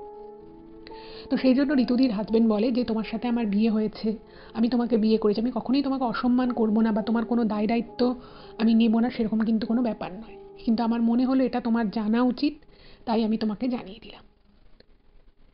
এবার যে ঋতুদি, যে মেয়েটি চোখে মুখে অনেক আনন্দ আশা স্বপ্ন নিয়ে বিয়ে করে এসছে, সে প্রথম দিন থেকেই বিয়ের প্রথম দিন থেকেই সেই বরের মধ্যে সে কিছু অস্বাভাবিক বিষয় লক্ষ্য করে। সে প্রথমে ভাবে যে হয়তো তার হাজবেন্ডে অনেক চাপে রয়েছে, স্ট্রেসে রয়েছে, বা সে হয়তো ব্যবসা নিয়ে খুব বেশি চিন্তিত। কিন্তু আজকে যখন প্রথমবার সে এইরকম একটা কথা শুনলো যে তার হাজবেন্ড আগে একজনকে ভালোবেসে বিয়ে করেছিল, এটা শোনার পরে ঋতুদি কিছু কিছু সময়ের জন্য পুরো মানে হতচকিত হয়ে যায়। মানে উনি স্বপ্নেও কল্পনা করতে পারেননি যে ওনার হাজব্যান্ড একদিন ওনাকে এই কথাগুলো বলবে। এবং এটা যে কোনো মেয়ের পক্ষে কতখানি কষ্টের, কতটা দুঃখের, সেটা আপনারা বুঝতেই পারছেন। তো ঋতুদি প্রথমে মানে চুপচাপ দাঁড়িয়ে রয়েছে, মানে কিন্তু কথা বলতে পারছে না, ওনার চোখ দিয়ে ঝরঝর করে জল পড়ছে। তো ঋতুদি তারপরে কিছুটা নিজেকে সামলে ঋতুদি বলছে যে এত বড় একটা কথা তুমি আমাদেরকে আগে কেন বলোনি, তুমি বিয়ের আগেই কথাটা বলতে পারতে। তো তখন ঋতুদির হাজবেন্ড বলছে যে আমার কিন্তু হাত পা বাঁধা, আমি আজকেও হয়তো তোমাকে কথাটা বলতে পারতাম না, সেই জন্যই আমি কিন্তু তোমাকে বলেছিলাম যে তুমি আজকে কোনো কিছু নিও না হাতে করে। এবার এই কথাটা মানে ঋতুদির হাজবেন্ডের এই সত্যি কথাটা ঋতুদিকে বলা, আর ওনার মায়ের ওই প্রসাদী ফল বা যেটা উনি দিতে আসেন সেটা না খাওয়ার মধ্যে যে কী আদৌ সম্পর্ক রয়েছে, সেই বিষয়টা নিয়ে কিন্তু ঋতুদি সেই মুহূর্তে আর ভাবতেই পারে না। শুধু ঋতুদি এইটা বলে, বারবার জিজ্ঞেস করে যে তুমি কেন এই কথাটা আগে বলোনি, তুমি একজনকে মানে যাকে তুমি বিয়ে করেছো তুমি তাকে আজও ভালোবাসো, তুমি তার সাথে বিয়ে করেছিলে, 1 বছর সংসার করেছো, এই কথাটা তুমি আগে একবারও বলতে পারলে না বিয়ের আগে। তো তখন ঋতুদির হাজবেন্ড শুধু অনেকক্ষণ শোনার পরে একটা কথাই বলে যে আমার প্রথমত পরিস্থিতি সেরকম নয়, আজও আমার সেই পরিস্থিতি নেই, এবং আমি জানি আমি তোমাকে বিয়ে করেছি, আমি সারা জীবন তোমার দায়িত্ব নেব, এটা একদম সত্যি কথা। কিন্তু একটা কথা তুমিও ভেবে দেখো, তুমি বা তোমার বাড়ির লোক কি বিয়ের আগে একবারও কোনো কিছু আমার থেকে জানতে চেয়েছো? এবং এই কথাটা যখন ওনার বর বলে উনি শুয়ে পড়ে, এবং ঋতুদি চুপচাপ মানে বসে মানে ঝরঝর করে কাঁদছে যে এবার ঋতুদি কী করবে। মানে ওনার তখনই ইচ্ছে করছে উনি গিয়ে ঘর থেকে বেরিয়ে ওনার শাশুড়ি মাকে জিজ্ঞেস করবে যে সত্যি এরকম এত বড় একটা বিষয় কেন তারা চেপে গেল, এটাকে নিয়ে মানে ওনার মনের মধ্যে মানে তখন ঝড় চলছে। তো সারা রাত উনি বসে রইলেন, এবং যখন ভোর হলো ঋতুদি সঙ্গে সঙ্গে ঘর থেকে বেরিয়ে সোজা ওনার শাশুড়ি মায়ের কাছে গেছে। তো এবং উনি ওনার শাশুড়িকে সেদিন রাতে সমস্ত কথা বলে, এবং বলে কাঁদতে কাঁদতে বলছে যে আপনারা যখন আমাদের বাড়িতে বিয়ের সম্বন্ধ নিয়ে গেলেন তখন আপনারাও কেউ কেন এত বড় কথাটা বললেন না। এবার এই কথাটা শোনার পরে ঋতুদি ভেবেছিল যে ওনার শাশুড়ি মা হয়তো কোনোভাবে ব্যাপারটাকে ঢাকার চেষ্টা করবে বা হয়তো অন্যভাবে রিয়্যাক্ট করবে, কিন্তু এক্ষেত্রে ব্যাপারটা কিন্তু সম্পূর্ণ অন্যরকম হলো। ওনার শাশুড়ি মা উল্টে ব্যাপারটাকে শোনার পরে উনি একটু মুচকি হাসেন, হেসে বলেন যে বৌমা তুমি এসব ছোটোখাটো বিষয় নিয়ে ভাবছো, আর আমার ছেলে তোমাকে দুটো কী কথা বললো সেটাকেই তুমি সর্ব মনে করছো। তোমার সাথে ওর বিয়ে হয়েছে, তুমি ওর বউ, তোমাকে যখন ওর জীবনে তুমি যখন এসেছো তো ও তো এবার সব কিছু ভুলেই যাবে। ও ছোট বয়সে কাকে বিয়ে করেছিল, আর সেসব বিয়ে সেভাবে হয়ও নি, আর ওই সব বিয়ে টিয়ে আমরা মানিও নি, আর ওরও ওরকম কিছু নেই। ও যখন তোমাকে বিয়ে করেছে তুমি এটুকু নিশ্চিন্তে থাকো যে তোমার প্রতি ও কোনো অবহেলা করতে পারবে না। আর আমাদের যা টাকা পয়সা যা বিষয় সম্পত্তি আছে, আমাদের দুই পুরুষও যদি বসে খায় তাহলেও কিন্তু কোনো কিছুর কোনো অভাব হবে না। আর আমার ছেলে যখন তোমার সাথে আমরা বিয়ে দিয়েছি ও সারা জীবন তোমার সাথেই থাকবে, তুমি এসব নিয়ে একদম ভেবো না, তুমি বরং নিজেকে ভালো রাখো, সেজেগুজে থাকো, আনন্দে থাকো, আর ও তোমাকে কি বললে এগুলোকে তুমি অত বেশি কান দিও না, বলে ব্যাপারটাকে একদম নস্যাৎ করে খুবই ছোট বিষয় বলে দেখিয়ে ওনার শাশুড়িমা নিজের কাজে চলে যায়। এবার সেই দিন দুপুরবেলায় ঋতুদি যখন খুব মন খারাপ করে দুপুরবেলা নিজের ঘরে বসে আছেন, ওনার শাশুড়িমা আসেন এবং এসে বলেন যে দেখো আমিও চাই যে আমার ছেলে তোমার সাথে খুব ভালোভাবে সংসার করুক, সেই জন্য আমি তোমাকে যা বলবো যখন বলবো তুমি কিন্তু তখন সেটা সেভাবেই করবে। তুমি কিছুদিন করো, দেখবে আমার ছেলে তোমার কথা ছাড়া আর কারোর কথা ভাবার মতো সময়ই পাবে না। তুমি শুধু আমার কথাটা বিশ্বাস করো, আমাকে তুমি ভরসা করো, দেখবে সব ঠিক হয়ে যাবে, সব ভালো হবে। এবার এটা শুনে ঋতুদি তো ভাবলো যে ঠিকই বলছেন ওনার শাশুড়ি মা, কারণ ওই অবস্থায় ঋতুদির পক্ষে সম্ভব ছিল না যে সে তার নিজের সংসার ফেলে বিয়ে সব কিছুকে অস্বীকার করে সে নিজের বাপের বাড়ি চলে আসবে, কারণ ওনার বাবা মা আমি আপনাদেরকে প্রথমেই বলেছিলাম ঋতুদির বিয়ে কিন্তু খুব বড় করে দিয়েছিল, ফলে সেখানে বেশ কিছু ধার বাকিও হয়ে গেছিল। তো সেই অবস্থায় ঋতুদির পক্ষে সেই বিয়ে ভেঙে চলে আসা সম্ভব নয়। আর ঋতুদি এই বাড়িতে ভালোই ছিল, সেরকম কাজকর্ম করতে হতো না, ঋতুদি যথেষ্ট বিষয় সম্পত্তি একটা ল্যাভিশ লাইফ বিয়ের পরে পেয়েছিল। তো ঋতুদিকে যখন ওনার শাশুড়িমা এইভাবে সাপোর্ট দিল যে সব কিছু ঠিক হয়ে যাবে, আমি যখন যেটা যেভাবে বলবো সেভাবে করবে, তো ঋতুদি তখন ওনার শাশুড়িমাকে পুরোপুরি বিশ্বাস করে এবং উনি সব কিছু মন থেকে ঝেড়ে ফেলার চেষ্টা করে। তো এইভাবে বেশ কিছুদিন চলে যায় এবং ঋতুদির শাশুড়ি মা মাঝে মধ্যে ওনাকে বিভিন্ন একটা ফুল হোক বা হয়তো একটুখানি সর্ষে দিয়ে বললো যে দরজার সামনে এটা সর্ষেটা ফেলে রাখো, এরকম নানান ছোটোখাটো রিচুয়ালস কিন্তু ঋতুদিকে দিয়ে করাতো। এবং ঋতুদিও একদম মানে ঠিকঠাক মানে বিশ্বাসে, মানে ঋতুদি একদম সরল বিশ্বাসে ওনার শাশুড়ি মায়ের উপর আস্থা বিশ্বাস রেখে ঠিক যা যা ঋতুদিকে দিত সেগুলো কিন্তু ঋতুদি সেভাবেই পারফর্ম করতো, যে রিচুয়ালসগুলো দিত। এবং ঋতুদিকে একটা জিনিস ওনার শাশুড়ি মা বলে দিয়েছিল যে আমি তোমাকে যা যা দিচ্ছি বা যেগুলো যেগুলো করতে বলছি এই বিষয়ে কিন্তু তুমি আমার ছেলেকে কিছু বলবে না। মানে হয়তো একটা ফুল দিয়েছিল, ঋতুদিকে বলে যে তুমি ঠিক রাত 2:15-র সময় এই ফুলটা ওর মাথায় ছোঁয়াবে এবং ছোঁয়ানোর পরে কাগজে একটা ছোট্ট মন্ত্র লিখে দিয়েছিল, বলতে এই মন্ত্রটা পাঠ করবে, দেখবে সব কিছু ঠিক হয়ে যাবে। কিন্তু এগুলো প্রায় ঋতুদি মাস 5 টানা করে, টানা এভাবে করে যায়। মানে ওই বিয়ের পরের প্রথম মাসের পরের আমি কথা বলছি, মানে টোটাল তখন হয়তো ঋতুদির বিয়ে হয়েছে 7-8 মাস। এবার এই 7-8 মাস ধরে টানা যেভাবে ওনার শাশুড়ি মা যা যা রিচুয়াল করতে বলেছে, যা যখন খাওয়াতে বলেছে, জলের উপরে হয়তো একটুখানি কোনো কিছু মন্ত্রপ্রুত কিছু একটা দিয়ে দিল, বললে হয়তো যে এই জলটা তুমি তোমার বরকে খাইয়ে দাও, সব কিছু ঋতুদি করেছে। কিন্তু এগুলো করেও ঋতুদি দেখছে যে ওনার স্বামীর শরীর বলুন বা একটা মানুষ নর্মাল যেভাবে কথা বলে সেই জিনিসটা যেন দিনে দিনে একটু খারাপের দিকে যাচ্ছে। মানে মানুষটা একটানা কথা বলতে পারে না, ঋতুদির সাথে সেভাবে দরকার ছাড়া কথাও বলে না এবং একটা অদ্ভুত রকমের মাঝে মধ্যে আচরণ করে, নিজের মতোই নিজে থাকে। হয়তো ব্যবসার কোনো কাজে কোনো কিছু টাকা পয়সা লাগবে বা কোনো কিছু হয়তো সই সাবুত করতে হবে, কোনো কিছু না দেখে না পড়ে সই সাবুত করে দিচ্ছে। সব কিছুর মধ্যেই যেন একটা কেমন গা ছাড়া এলানো ভাব, এটা কিন্তু ঋতুদি লক্ষ্য করতে থাকে। আচ্ছা, এবার ঋতুদির বাড়িতে আরেক দেওর আরেক ননদ ছিল, আরেকজন মানে ঋতুদির শাশুড়ি মায়ের বড় যা ছিল তার ছেলেমেয়েরাও দূরে থাকে। তো সবাইকেই দেখছে মানে ঋতুদি কারোর সাথেই না মানে মন খুলে বেশিক্ষণ কথা বলতে পারে না। মানে উনি হয়তো কারোর সাথে কথা বলতে যাচ্ছে, সঙ্গে সঙ্গে ঋতুদির শাশুড়ি মা সামনে চলে আসে। আর ঋতুদির শাশুড়ি মায়ের খুব কাছের ছিল ওই আরেকজন যে একটা যে দয়াওড়া ননদ ছিল, তারা দুজন কিন্তু ঋতুদির শাশুড়ি মায়ের খুব কাছের ছিল। ওরা যখন কথা বলতো দরজা টরজা ভেজিয়ে ঠেজিয়ে কথা বলতো। এবার ঋতুদির না একটু সন্দেহ হয় যে মানে একটা জিনিস ঋতুদি খেয়াল করে যে ওনার শাশুড়ি মা কিন্তু তার নিজের ছেলের সাথে মানে ঋতুদির বরের সাথে খুব বেশি সরাসরি কথা বলে না। মানে একজন মা ছেলের নর্মালি যেরকম সরাসরি কথা বলে সেটা কিন্তু খুব একটা বেশি বলে না, বেশিরভাগই ঋতুদিকে ভায়া করে বলে। কিন্তু ওই যে দেওরা ননদ ছিল তাদের সাথে কিন্তু স্বাভাবিক যেরকম কথাবার্তা বলা উচিত সেরকমই কথা বলে। এবারে ঋতুদি যখন দেখছে যে ওনার স্বামীর শরীর টরীর ঠিক মতো নেই, তো ঋতুদি একদিন ওনার শ্বশুর শাশুড়িকে বলে যে আমার মনে হচ্ছে শরীরটা ঠিক নেই, ওকে কি ডাক্তার দেখানো যায়?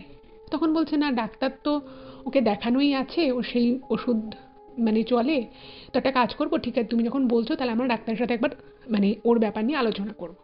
ওর এমনিতে তো কোনো রোগ বা কোনো অসুখ নেই, শুধু ওই টেনশন করা, একটু প্রেশার নেওয়া, এটাই ওর একটা প্রবলেম, আর কোনো প্রবলেম নেই। এবারে ঋতুদি দেখছে যে দিন দিন ওনার স্বামী যা বা ওনার সাথে 2-4টে কথা বলতো, সেই কথা বলাও কমে যাচ্ছে, কাজে বেরোচ্ছে কোনো রকমে, ঘুম থেকে উঠতে দেরি হচ্ছে, কাজে যাচ্ছে আবার দুপুরের মধ্যে চলে আসছে। এবং বাড়িতে ঋতুদির হাজব্যান্ডকে নিয়ে কেউই যে খুব বিশাল চিন্তিত বা তার মা বা বাবা যে তাকে নিয়ে খুব কনসার্ন তা কিন্তু নয়। শুধুমাত্র ব্যবসায়িক কিছু কথাবার্তা কাজকর্ম বা কিছু লেনদেনের যদি কিছু ব্যাপার থাকে সেখানেই একমাত্র কি ইনভলভ করে। বাকি ঋতুদির হাজব্যান্ডের সম্পর্কে কিছু দিতে হলে বা কিছু খাওয়াতে হলে সব কিছুই ঋতুদিকে ওর শাশুড়িমা বলতে এবং তারপর ঋতুদি যা করার করতো। এবার ওনার মনে না একটা কেমন যেন একটা খটকা লাগা শুরু হলো যে কিছু একটা মনে হচ্ছে ঠিক নেই। এবার ডাক্তারের কাছে বা নতুন জায়গায় বিয়ে হয়েছে সবে, তখন মানে 1 বছর হয়েছে ঋতুদির বিয়ে হয়েছে, ঋতুদির মনেও শান্তি নেই, কারণ আর 5টা সাধারণ যেরকম একটা সংসার হয় স্বামী স্ত্রীর সংসার সেরকম কিন্তু সংসার ঋতুদির হয়ইনি। কারণ ঋতুদির অর্ধেক দিন ঋতুদি মানে নিজেও খুব কনফিউজ থাকতো, ওনার হাজব্যান্ড ওই যে বললাম সবসময় খুব চিন্তা নিয়ে থাকতো, অর্ধেক সময় বেশি কথা বলতো না। তো সব কিছু নিয়ে না ঋতুদিও মানে ওই প্রথম একটা বছর তো ওই টাকা পয়সা গয়নাগাটি শাড়ি এগুলো নিয়ে উনি খুব তাও মেতেছিল। কিন্তু আস্তে আস্তে ঋতুদি বুঝতে পারে যে কিছু একটা সমস্যা হচ্ছে, কিছু তো একটা ব্যাপার আছে যেটা হয়তো ঠিক হচ্ছে না। এবার যখনই ঋতুদির এটা মনে হতো না, তখন ঋতুদি এটা ভাবতো যে যেহেতু ওনার হাজবেন্ড আগে একজনকে ভালোবেসে বিয়ে করেছিল, হয়তো সেই জন্য ঋতুদিকে অতটা পছন্দ হচ্ছে না, বা সেটা নিয়েও হয়তো চিন্তিত থাকে। কিন্তু তারপরে ভাবছে যে বাড়িতে কেউই কিন্তু মানে ওই খাওয়া গয়নাগাটি শাড়ি ছাড়া ঋতুদি বা ঋতুদির হাজবেন্ডের অন্য কোনো কিছু নিয়ে কেউই কিন্তু খুব একটা চিন্তিত নয়। ঠিক আছে, আর অন্যদিকে ওনার যে আর এক যে ননদ আর দেওর ছিল, মানে তারা হচ্ছে আর একটা শরিক, কিন্তু তার বাবা মা আবার এখানে থাকে না। তো তারা তাদের মতো সুন্দর লাইফ লিড করছে, সব কিছু ঠিক আছে। এর মধ্যে ঋতুদির সাথে একটা মানে অভূতপূর্ব একটা, কি বলবো এটাকে, অলৌকিক বলবো না ভৌতিক বলবো আমি জানি না, এটা আপনারা কমেন্ট করে লিখবেন, একটা ঘটনা ঘটে। সেই ঘটনাটা হচ্ছে যে একটা স্বপ্ন দেখে। এবার এই যে স্বপ্নটা ঋতুদি দেখেছিল, এই স্বপ্নটা যে কোনো স্বপ্ন ছিল নাকি সত্যি সত্যি হয়েছিল সেটা ঋতুদি আজও জানে না। কিন্তু সেই জিনিসটা না ঋতুদির জীবনটাকে, বা বলা যেতে পারে ঋতুদির কোনো কিছু জিনিসকে দেখার যে দৃষ্টিভঙ্গি, সেই দৃষ্টিভঙ্গিটাকেও পাল্টে দিল। আচ্ছা, সেদিনকার ঘটনা, যেদিন এই ঘটনাটা ঘটে সেদিন ছিল মানে পূর্ণিমা। পূর্ণিমা ছিল, কিছু একটা পূর্ণিমা, এবং সেই পূর্ণিমাটায় ঋতুদিদের বাড়িতে পুজো হতো। এবার ঋতুদি একটু মন খারাপ করছে যে আজকে বাপের বাড়িতে থাকলে কত সুন্দর পুজো আচ্ছা হতো। আর ঋতুদি যেহেতু হাজবেন্ড কোথাও যেতে চাইতো না, তো উনিও কোথাও বেরোতেন না সে অর্থে। পূর্ণিমার রাত, বাইরে বেশ সুন্দর চাঁদের আলো। তো ঋতুদির হাজবেন্ড অন্যান্য দিনের মতো ওনার শরীরটা ভালো নেই, সে ঘুমিয়ে পড়েছে। এবং ঋতুদির জানলার কাছে একটা ওদের সোফা মতো ছিল, তক্তপোষ, তো সেখানে বসে আছে। বসে বসে ঋতুদির মনটা খুব খারাপ লাগছে। মনে মনে উনি ভাবছেন যে সত্যি আমি আমার বাড়ির লোক টাকা পয়সা দেখে বিয়ে করার যে একটা ব্যাপার আমাদের ছিল, যে বড়লোক বাড়িতে বিয়ে করতে হবে, বড়লোক বাড়ির বউ হতে হবে, জীবন চেঞ্জ হয়ে যাবে, টাকা পয়সার কোনো অভাব থাকবে না, সবই আমি পেলাম, কিন্তু জীবনটা এরকম হবে এটাও আমি চাইনি। উনি আর কি মনে মনে ভাবছে। তো ভাবতে ভাবতে না ওই ওখানেই তক্তপোষের ওখানেই উনি হেলান দিয়ে ঘুমিয়ে পড়ে। ঠিক আছে, ঋতুদি ঘুমিয়ে পড়েছে, বা কতক্ষণ ঋতুদি ঘুমিয়েছে ঋতুদি নিজেও জানে না। সামনের জানলাটা খোলা, জানলা কিন্তু মানে প্রপার গ্রিল ঠিল দেওয়া রয়েছে। গরমকাল, সুন্দর ওয়েদার, বাইরে হাওয়া দিচ্ছে। এমন সময় তো হঠাৎই তন্দ্রাচ্ছন্ন অবস্থায় ঋতুদির মনে হলো ঘুমিয়ে ঘুমিয়ে যে ঋতুদির মাথার কাছে এসে কেউ দাঁড়িয়েছে, এবং যে দাঁড়িয়েছে সে ওই বাড়ির কেউ নয়, অন্য একজন কেউ ঋতুদির মাথার কাছে এসে দাঁড়িয়েছে।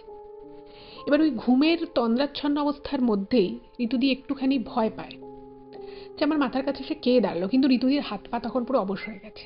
মানে ঋতুদি মানে ঘুমের চোখটা বন্ধ, কিন্তু ঋতুদির ব্রেন পুরো ঠিক আছে, মানে কাজ করছে। ঋতুদির মনে হচ্ছে যে আমার এখন এখান থেকে উঠে যাওয়া উচিত, কিন্তু ঋতুদি উঠতে পারছে না, হাত পা কিরকম অবশ হয়ে গেছে। এরপরে ঋতুদি বুঝতে পারে যে যে মাথার কাছে এসে ঋতুদির দাঁড়িয়েছে সে মানে তার অ্যাটায়ারটা হচ্ছে সে একজন একজন ভদ্রমহিলা। সে শাড়িটাকে মানে মাথার উপর দিয়ে আঁচল করে নিয়েছে, এবং আঁচলের শেষ প্রান্তে একটা চাবির গোছা রয়েছে, এবং সেই চাবির গোছাটাকে গলার পিছন দিয়ে পেঁচিয়ে সামনের দিকে রেখেছে, এবং সে এসে ঋতুদির মাথায় হাত বোলাচ্ছে। এবং এইখানে ঋতুদি যেটা মেনশন করেছেন যে উনি স্পষ্ট বুঝতে পারছিলেন যে ওনার কপালের উপরে মানে কোনো একটা মানুষের হাতের আঙুলের যদি ছোঁয়া থাকে, টাচ হয়, সেটা যেরকম একটা ফিল দেবে একটা মানুষকে। ঋতুদি কিন্তু চোখ বন্ধ ঘুমের অবস্থাতে থাকলেও ঋতুদি স্পষ্ট বুঝতে পারছে যে ওনার কপালের মধ্যে কেউ হাত বোলাচ্ছে। ওরকম করেই চাবির গোছাটা একটু একটু মাঝে মধ্যে নড়ছে, যেহেতু ওভাবে হাত বোলাচ্ছে। তো চাবির গোছায় অনেকগুলো চাবি রয়েছে, মাঝে মধ্যে ওই চাবি একটা চাবির সাথে আরেকটা চাবির ঘষা লাগলে যেরকম আওয়াজ হয় সেরকম আওয়াজ, সেটাও কিন্তু ঋতুদি শুনতে পাচ্ছে। কিন্তু ঋতুদির শরীর পুরো অবশ হয়ে গেছে।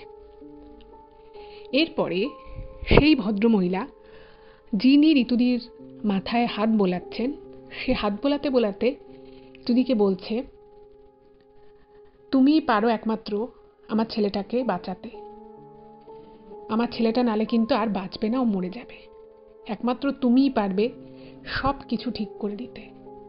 তুমি আমার ছেলেটাকে আর ওই ফল মিষ্টি ওই জল পোড়া খাইও না। তোমাকে আমি বারবার বলছি, তুমি কিন্তু আমার ছেলেটাকে ওরকম ফল মিষ্টি, ওর কাকির দেওয়া বিভিন্ন রকমের জল পোড়া এসব কিন্তু আর খাইও না। ওর অনেক ক্ষতি হয়ে গেছে, এরপরে যদি আর কিছু হয় আমার ছেলেটা কিন্তু আর বাঁচবে না। আমি চাই তোমরা দুজনে অনেক সুখে শান্তিতে সংসার করো, কিন্তু আমি এটুকু তোমাকে বলে যাচ্ছি, তুমি আমার ছেলেটাকে বাঁচাও। এই বাড়িতে একমাত্র কেউ যদি আমার ছেলেটাকে বাঁচাতে পারে তাহলে সে তুমি। একমাত্র তুমিই পারবে আমার ছেলেটাকে বাঁচাতে, একটা নতুন জীবন দিতে। আর আমার মেয়েটাও কিন্তু কষ্টে আছে। এইটা যখন উনি শোনেন, শোনার পরে জাস্ট মুহূর্তের মধ্যে মনে হলো ওনার মাথার সামনে থেকে কিছু, যে জিনিসটা দাঁড়িয়েছিল, যে ছায়ামূর্তি বলি বা কোনো আত্মা বলি, যাই বলি না কেন, সেটা মনে হলো সরে গেল। এবং সঙ্গে সঙ্গে ওনার কপাল থেকে যে হাতটা ছিল সেই হাতটাও মনে হলো সরে গেল। এবং এই কন্ডিশনে ঋতুদি কিন্তু চোখটা খুলে ফেলে। চোখটা খুলে ঋতুদি দেখছে যে ঘরে কিন্তু কেউ নেই। ঋতুদির হাজবেন্ড শুয়ে আছে আর উনি ওখানটায় বসে রয়েছে। কিন্তু ঋতুদি স্পষ্ট খেয়াল করলেন যে ওই যে বললাম যে জানলার যে গ্রিল ছিল সেই গ্রিলে কিছু একটা টাচ হলে, মানে কোনো একটা যদি কিছু গ্রিলের উপরে যদি কেউ আঙুল দিয়ে একটা ছোট্ট করে বাড়ি মারে, একটা টাং করে যে আওয়াজ হবে লোহার গ্রিলে, ঠিক সেরকম একটা গ্রিলে মনে হলো আওয়াজ হলো। কিছু একটা ঋতুদি বুঝতে পারলেন যে কিছু একটা জিনিস জানলা দিয়ে বেরিয়ে চলে গেল। কিন্তু উনি কিন্তু সেভাবে যে কোনো চোখ খোলার পরে যে কোনো মূর্তিকে দাঁড়িয়ে থাকতে দেখেছে বা কোনো মানুষকে জানলা দিয়ে বেরিয়ে, সেটা কিন্তু নয়। কিন্তু উনি স্পষ্ট বুঝতে পারেন একটা হাওয়া জাতীয় কিছু একটা ছায়া টাইপের আর কি, সেটা বেরিয়ে গেল এবং ওই গ্রিলে আওয়াজ হলো। তখন ঋতুদি মানে চোখগুলো বড় বড় করে ঋতুদি তখন তাকিয়ে আছে, এবং তখন ওনার শরীর মানে হাত পা উনি নাড়াতে পারছে না, অবসন্ন হয়ে গিয়ে মানে একদম পুরো ধরে আছে যাকে বলে। এবার ঋতুদি না মানে ভীষণ রকমভাবে মানে অবাক হয়ে গেল যে আমার সাথে কি ঘটনা ঘটলো, এটা আমি কি দেখলাম, কি বুঝলাম, কি শুনলাম। আমি একজন মহিলা, সে এসে বলছে আমার ছেলেকে তুমি বাঁচাতে পারো। ভাবছে যে সেই মহিলা কে, আর কেনই বা আমি এরকম একটা স্বপ্ন দেখলাম। আর ঋতুদি তারপর এটাও বুঝতে পারছে যে উনি কোনো স্বপ্ন দেখেননি। হ্যাঁ, ঘুমের মধ্যে হয়তো উনি ছিলেন, কিন্তু ওনার ব্রেন কাজ করছিল। উনি একটা মানুষের হাতের টাচ উনি কপালে ফিল করেছেন, এবং উনি কপালে হাত দিয়ে দেখছেন যে দেখবেন মানে কেউ যদি চুল টুল আছড়ে যদি শোয় এবং তারপরে যদি তার মাথার সামনে কপালের দিকে যদি কেউ হাত বোলায় তাহলে তার চুলটা একটু ঘেটে যাবে। এবং ঋতুদি যখন নিজের কপালের দিকে হাত দিচ্ছেন তখন বুঝতে পারছেন যে ওনার সামনের দিকে চুলগুলো কিন্তু ঘেটে গেছে। এবার কেউ যদি শোয় তাহলে তো তার সামনের দিকে চুল ঘাটার কথা নয়, পিছনের দিকে চুলটা ঘাটবে। তো উনি বুঝতে পারলেন যে উনি কোনো স্বপ্ন দেখেননি। এবার ঋতুদি ভাবছে যে তাহলে আমার কি হলো, মানে কেউ ওনার স্বামীকে নিজের ছেলে কেন বলবে। উনি বিয়ের আগে থেকেই নিজের শ্বশুর শাশুড়িকে দেখেছেন, আজ অবধি সেই বাড়িতেই আছে, শ্বশুর শাশুড়ির সাথে আছেন, কিন্তু তারা তো তার স্বামীর বাবা মা, কিন্তু অন্য কেউ স্বপ্নে এসে কেন নিজের ছেলে বলে দাবি করবে। উনি এটা কিন্তু কিছু বুঝতে পারলেন না। এবং তখন ঋতুদি না মানে খুব ঘাবড়ে যান। এবার ঘাবড়ে গিয়ে কি করবে, তো ভাবছে যে আমি কি আমার হাজব্যান্ডকে ডাকবো।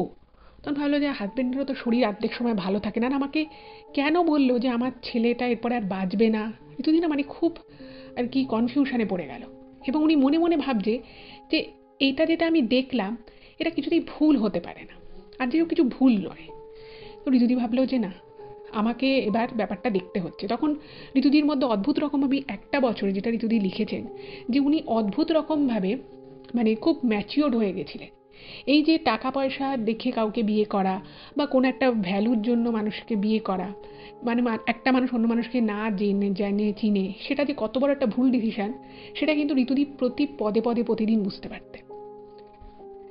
ঋতুদি ভাবলো যে না, কিছু তো একটা ব্যাপার আছে। তো উনি ওনার ভাবলো যে আমি আমার হাজব্যান্ডকে জিজ্ঞেস করি, আজকেই আমাকে আমার হাজব্যান্ডের সাথে কথা বলতে হবে। তো ঋতুদি ওনার হাজব্যান্ডকে ডাকছে, তো উনি তো মানে কিছুতেই উঠতে পারছে না। তো যাই হোক কোনো রকমে উনি উঠলেন, উঠে বললেন যে যিনি আমাদের বাড়িতে রয়েছেন উনিই তো তোমার বাবা মা, যারা আমাদের বাড়িতে থাকে। তো ঋতুদির হাজব্যান্ড না মনে হলো যেন মানে একটু চমকে উঠলো। তো ঋতুদি বলছে তুমি আমাকে উত্তর দাও, তুমি চুপ করে থেকো না। তো ঋতুদির হাজব্যান্ড বলছে যে তুমি এ কথা কেন জিজ্ঞেস করছো, এই রাতের বেলা তোমার হঠাৎ করে এরকম কথা কেন মনে হলো। তো ঋতুদি বলছে যে তুমি আগে আমার প্রশ্নের উত্তর দাও। তখন ওনার হাজব্যান্ড কিছু বলছে না, একদম চুপ করে খাটের মধ্যে বসে রয়েছে। যখন ঋতুদি বারবার জিজ্ঞেস করছে তুমি কেন কিছু বলছো না, এনারাই তো তোমার বাবা মা, এনারাই তোমার শ্বশুর শাশুড়ি, তখন না ঋতুদির হাজব্যান্ড মানে মনে হলো যেন খুব শ্যাটার্ড হয়ে পড়া। এমনিতেই ওনার শরীর প্রচণ্ড খারাপ, রীতিমতো মানে ওনার হাত ফাত কাঁপছে। তো উনি না কোনো কথার উত্তর দেয় না ঋতুদির, সে খাট থেকে নেমে পড়ে। নেমে একটা ছোট আলমারির মধ্যে একটা ব্যাগ ছিল, সেই ব্যাগটা বার করে খুবই আর কি দুঃখ দুঃখ ভাব নিয়ে, চোখটা হালকা জলে ভরে গেছে, একটা ছবি ঋতুদির দিকে এগিয়ে দেয়। খুব অদ্ভুত বিষয় হচ্ছে এবং খুব গায়ে কাটা লাগার মতো বিষয় সেটা হচ্ছে যে ঋতুদি যখন সেই ছবিটা দেখছে যে একটা পুরনো দিনের ছবি এবং সেখানে একজন ভদ্রলোক দাঁড়িয়ে রয়েছে এবং ভদ্রলোকের পাশে একজন ভদ্রমহিলা। ঠিক সেইভাবেই ভদ্রমহিলার শাড়িটা পরেছেন এবং শাড়িটা পরে মাথা দিয়ে ঘোমটা দিয়ে এমন আঁচলের একদম শেষ প্রান্তে ওরকম মোটা পাড়া একটা ওরকম চাবির থোকা গলার পিছন দিয়ে এসে রাখা। এইটা দেখে ঋতুদি বলছে যে আমি যেটা লিখেছেন ইমেলে, যে উনি পুরো স্তম্ভিত হয়েছেন। একটু আগে উনি যাকে নিজের তন্দ্রাচ্ছন্ন অবস্থায় স্বপ্ন, বা মানে স্বপ্নই এটাকে বলা যেতে পারে, অথবা কোনো রকমভাবে উনি প্রত্যক্ষ করেছিলেন যে ওনার মাথার পাশে কেউ একজন দাঁড়িয়ে রয়েছে এবং সে ঠিক এভাবেই মাথা দিয়ে ঘোমটা দিয়ে আঁচলের কর্নারে একটা ওরকম চাবির গোছা ঝুলিয়ে গলার পিছন দিয়ে রেখেছে, সেই ছবি আর এই ছবি সেম, একদম সেম টু সেম। তখন ঋতুদির হাজবেন্ড বলছে, এই আমার বাবা মা, আর তুমি যাকে নিজের শ্বশুর শাশুড়ি ভাবো তারা আমার কাকা কাকিমা, এনারা আমার বাবা মা নয়। ঋতুদি না মানে তখন বুঝতে পারছে না যে ওনার চোখের সামনে সব কিছু যেন উল্টে পাল্টে গেল। সমস্ত ক্যালকুলেশন, সমস্ত কিছু, যে মানে ঐশ্বর্য, যে আভিজাত্যর ব্যাপার যেগুলো আর কি এতদিন অবধি ঋতুদির চোখের সামনে জীবনটাকে ভরিয়ে রেখেছিল, সব কিছু ওই এক নিমেষে যেন সব কিছু গণ্ডগোল হয়ে গেল। ঋতুদি বলছে যে এটা তুমি কি বলছো, এনারা যদি তোমার বাবা মা হয়, কেন তোমার কাকা কাকিমা নিজেকে তোমার বাবা মা বলে দাবি করেছে, এবং তুমিও তো বলেছিলে যে মানে তুমিও তোমার বাবা মা হিসেবেই তাদের সাথে এসেছিলে, কই তুমি তো একবারও বলনি যে এনারা তোমার বাবা মা নন, এনারা তোমার কাকা কাকিমা। তখন ঋতুদির হাজবেন্ড বলছে, আমার শরীর ভালো লাগছে না, আমি মানে এখন আর তোমাকে কিছু বলতে পারবো না, তবে এটুকু বলি তুমি যা জেনেছো এটা শুধু তোমার মধ্যেই রাখো, তুমি কাউকে কিচ্ছু বলো না। এরপর থেকে ঋতুদি মানে নিজেকে না খুব শক্ত করে নিলেন। ঋতুদি তখন ভাবলেন যে না, এই বাড়িতে যখন আমি বিয়ে হয়ে এসেছি, এই বিষয়টা আমাকে দেখতে হবে। এবং তখন থেকে ঋতুদি ভাবলেন যে না, আমাকে যখন স্বপ্নেও বলে গেছে, মানে একজন মা হিসেবে একজন আমাকে এভাবে স্বপ্ন দিয়ে বলে গেল যে তুমি আমার ছেলেকে ওইগুলো খাইও না, তাহলে আমি আর খাওয়াবো না। এবার ঋতুদি কী করতো, ওই যে জিনিসগুলো দিত ওনার শাশুড়ি মা, উনি একটাও কিন্তু ওনার হাজব্যান্ডকে আর দিতেন না। এবং ঋতুদি বুঝতে পারে যেভাবে একটা সপ্তাহ না দেওয়ার পরে ঋতুদির হাজব্যান্ড যেন আগের থেকে একটু হলেও বেটার হয়েছে। এবং এইটা আবার ঋতুদির সেই শাশুড়ি মা, যে অ্যাকচুয়ালি তার কাকা কাকিমা ছিল, সে বুঝতে পেরে যায় যে নিশ্চয়ই বউ ঠিক মতো দিচ্ছে না। সে তখন কি করে, ঋতুদির সাথে যে মানুষটা 1 বছর তাক এত ভালো ব্যবহার করেছে, তার ব্যবহার কিন্তু আস্তে আস্তে চেঞ্জ হয়ে যায় এবং সে তখন ঋতুদিকে উল্টোপাল্টা খাওয়ানো শুরু করে দেয়। এর মধ্যে ঋতুদির হাজবেন্ড যখন একটু স্বাভাবিক হয়, তখন ঋতুদিরও শরীর খারাপ হয়ে গেছে। তো ঋতুদি জিজ্ঞেস করছে ওর স্বামীকে যে তুমি আজ যদি ঠিকঠাক থাকো, তুমি আমাকে আজকে বলো, পুরো বিষয়টা আমাকে খুলে বলো, নাহলে কিন্তু আমি কিছু করতে পারবো না। আমি একটা এরকম স্বপ্ন দেখেছি যেখানে তোমার একজন ভদ্রমহিলা, যিনি ঠিক এরকমভাবেই, যিনি তোমার মায়ের মতো মানে সাজগোজ পোশাক তার, তো সে এসে আমাকে বলেছে যে তোমাকে যেন আমি এগুলো না দিই, তো তুমি নাকি তাহলে বাঁচবে না, এরকম অনেক কথা আমায় বলেছে, তো ব্যাপারটা কি। তখন ঋতুদিকে ওনার হাজব্যান্ড বলে যে বিষয়টা হচ্ছে যে ঋতুদির বাবা মা, এই পুরো ব্যবসা বাড়ি ঘর সব ঋতুদির বাবা মায়ের ছিল। ওনার বাবা অনেক কষ্ট করে ব্যবসায় উন্নতি করে করে এত বড় একটা সম্পত্তি তৈরি করেছিলেন, কিন্তু কোন একটা কারণবশত ঋতুদির বাবা মা দুজনেই গত হন। এবং পুরো, যেহেতু তখন ঋতুদির মানে অ্যাকচুয়ালি ঋতুদির হাজব্যান্ডের কিন্তু এক বোনও রয়েছে, নিজের বোন, তো এই ভাই বোনকে কে দেখবে, তো এই কাকা কাকিমা এসে দায়িত্ব নেয়। কিন্তু দায়িত্ব প্রথম দিকে তারা ঠিকঠাক মতো নিলেও এই এত টাকা পয়সা বিষয় সম্পত্তি দেখে তারা লোভে পড়ে যায় এবং তারা কি করে, তারা তখন এই বিষয় সম্পত্তি আস্তে আস্তে নিজেদের নামে করতে থাকে। এবং যেহেতু এই বিষয় সম্পত্তির বেশিরভাগটাই এই ঋতুদির বরের নামে ছিল, তো তাকে ভালো কথা বলে মাথায় হাত বুলিয়ে বিভিন্ন রকমের অসৎ উপায় সব কিছু করে বেশ কিছু করে টাকা তারা লুট করতে থাকে। ঠিক আছে? এবং ওই যে বলেছিলাম আপনাদেরকে যে ওই বাড়িতেই একটা দেওর আর ননদ থাকতো, সেটা কিন্তু বলেছিল না যে অন্য কোনো একজন শরিকের তাদের আর কি ছেলে মেয়ে, তারা আবার অন্য জায়গায় থাকে। অ্যাকচুয়ালি ওই ছেলে মেয়ে দুটো কিন্তু এই কাকা কাকিমার নিজের ছেলে মেয়ে। এই কাকা কাকিমার নিজের ছেলে মেয়ে, কিন্তু ঋতুদির সাথে যখন সম্বন্ধ হয় তখন ওরা এইটা বলেছিল যে ওরা অন্য এক শরিকের ছেলে মেয়ে, তারা অন্য জায়গায় থাকে এবং তার ছেলে মেয়ে নাকি এখানে থাকে। কিন্তু অ্যাকচুয়ালি কথাটা পুরোটাই মিথ্যে ছিল। এই কাকা কাকিমার নিজের ছেলে মেয়ে ছিল হচ্ছে ওই দেওরার ননদটা। সেই জন্যই কিন্তু ঋতুদির হাজবেন্ডের সাথে ওনার যে ওই শাশুড়ি মা, যে আর কি অ্যাকচুয়ালি কাকা কাকিমা হয়, তারা কিন্তু ঋতুদির হাজবেন্ডের সাথে অত বেশি কথাবার্তা বলতো না। কিন্তু এদের সাথে, নিজের ছেলে মেয়েদের সাথে কিন্তু খুব স্বাভাবিক সাধারণ যেরকম সম্পর্ক হয় বাবা মায়ের সাথে সন্তানের, সেরকমই কথাবার্তা বলতো। তাহলে বুঝতেই পারলেন বিষয়টা কীরকম হলো। তো এরপরে যখন ঋতুদির কাছে পুরো বিষয়টা স্পষ্ট হয়ে যায়, তো তখন ঋতুদি বলছে যে তুমি একথা আমাকে আগে কেন বলোনি। তো তখন ঋতুদির বর বলে যে প্রথম কথা হচ্ছে উনি যাকে বিয়ে করেছিল তার সাথে খুব খারাপ সম্পর্ক, খারাপ ব্যবহার করে, তার উপর অত্যাচার করে, বিভিন্ন রকমভাবে টর্চার করে সেই মেয়েটিকে সাথে ডিভোর্স করিয়ে দেয়। আর ঋতুদির বরের যে এক বোন ছিল, সেই বোনের ইচ্ছে করেই ওর একটা বাজে জায়গায় বিয়ে দিয়ে দেয়, একটা গরিব বাড়িতে আর কি বিয়ে দিয়ে দেয়।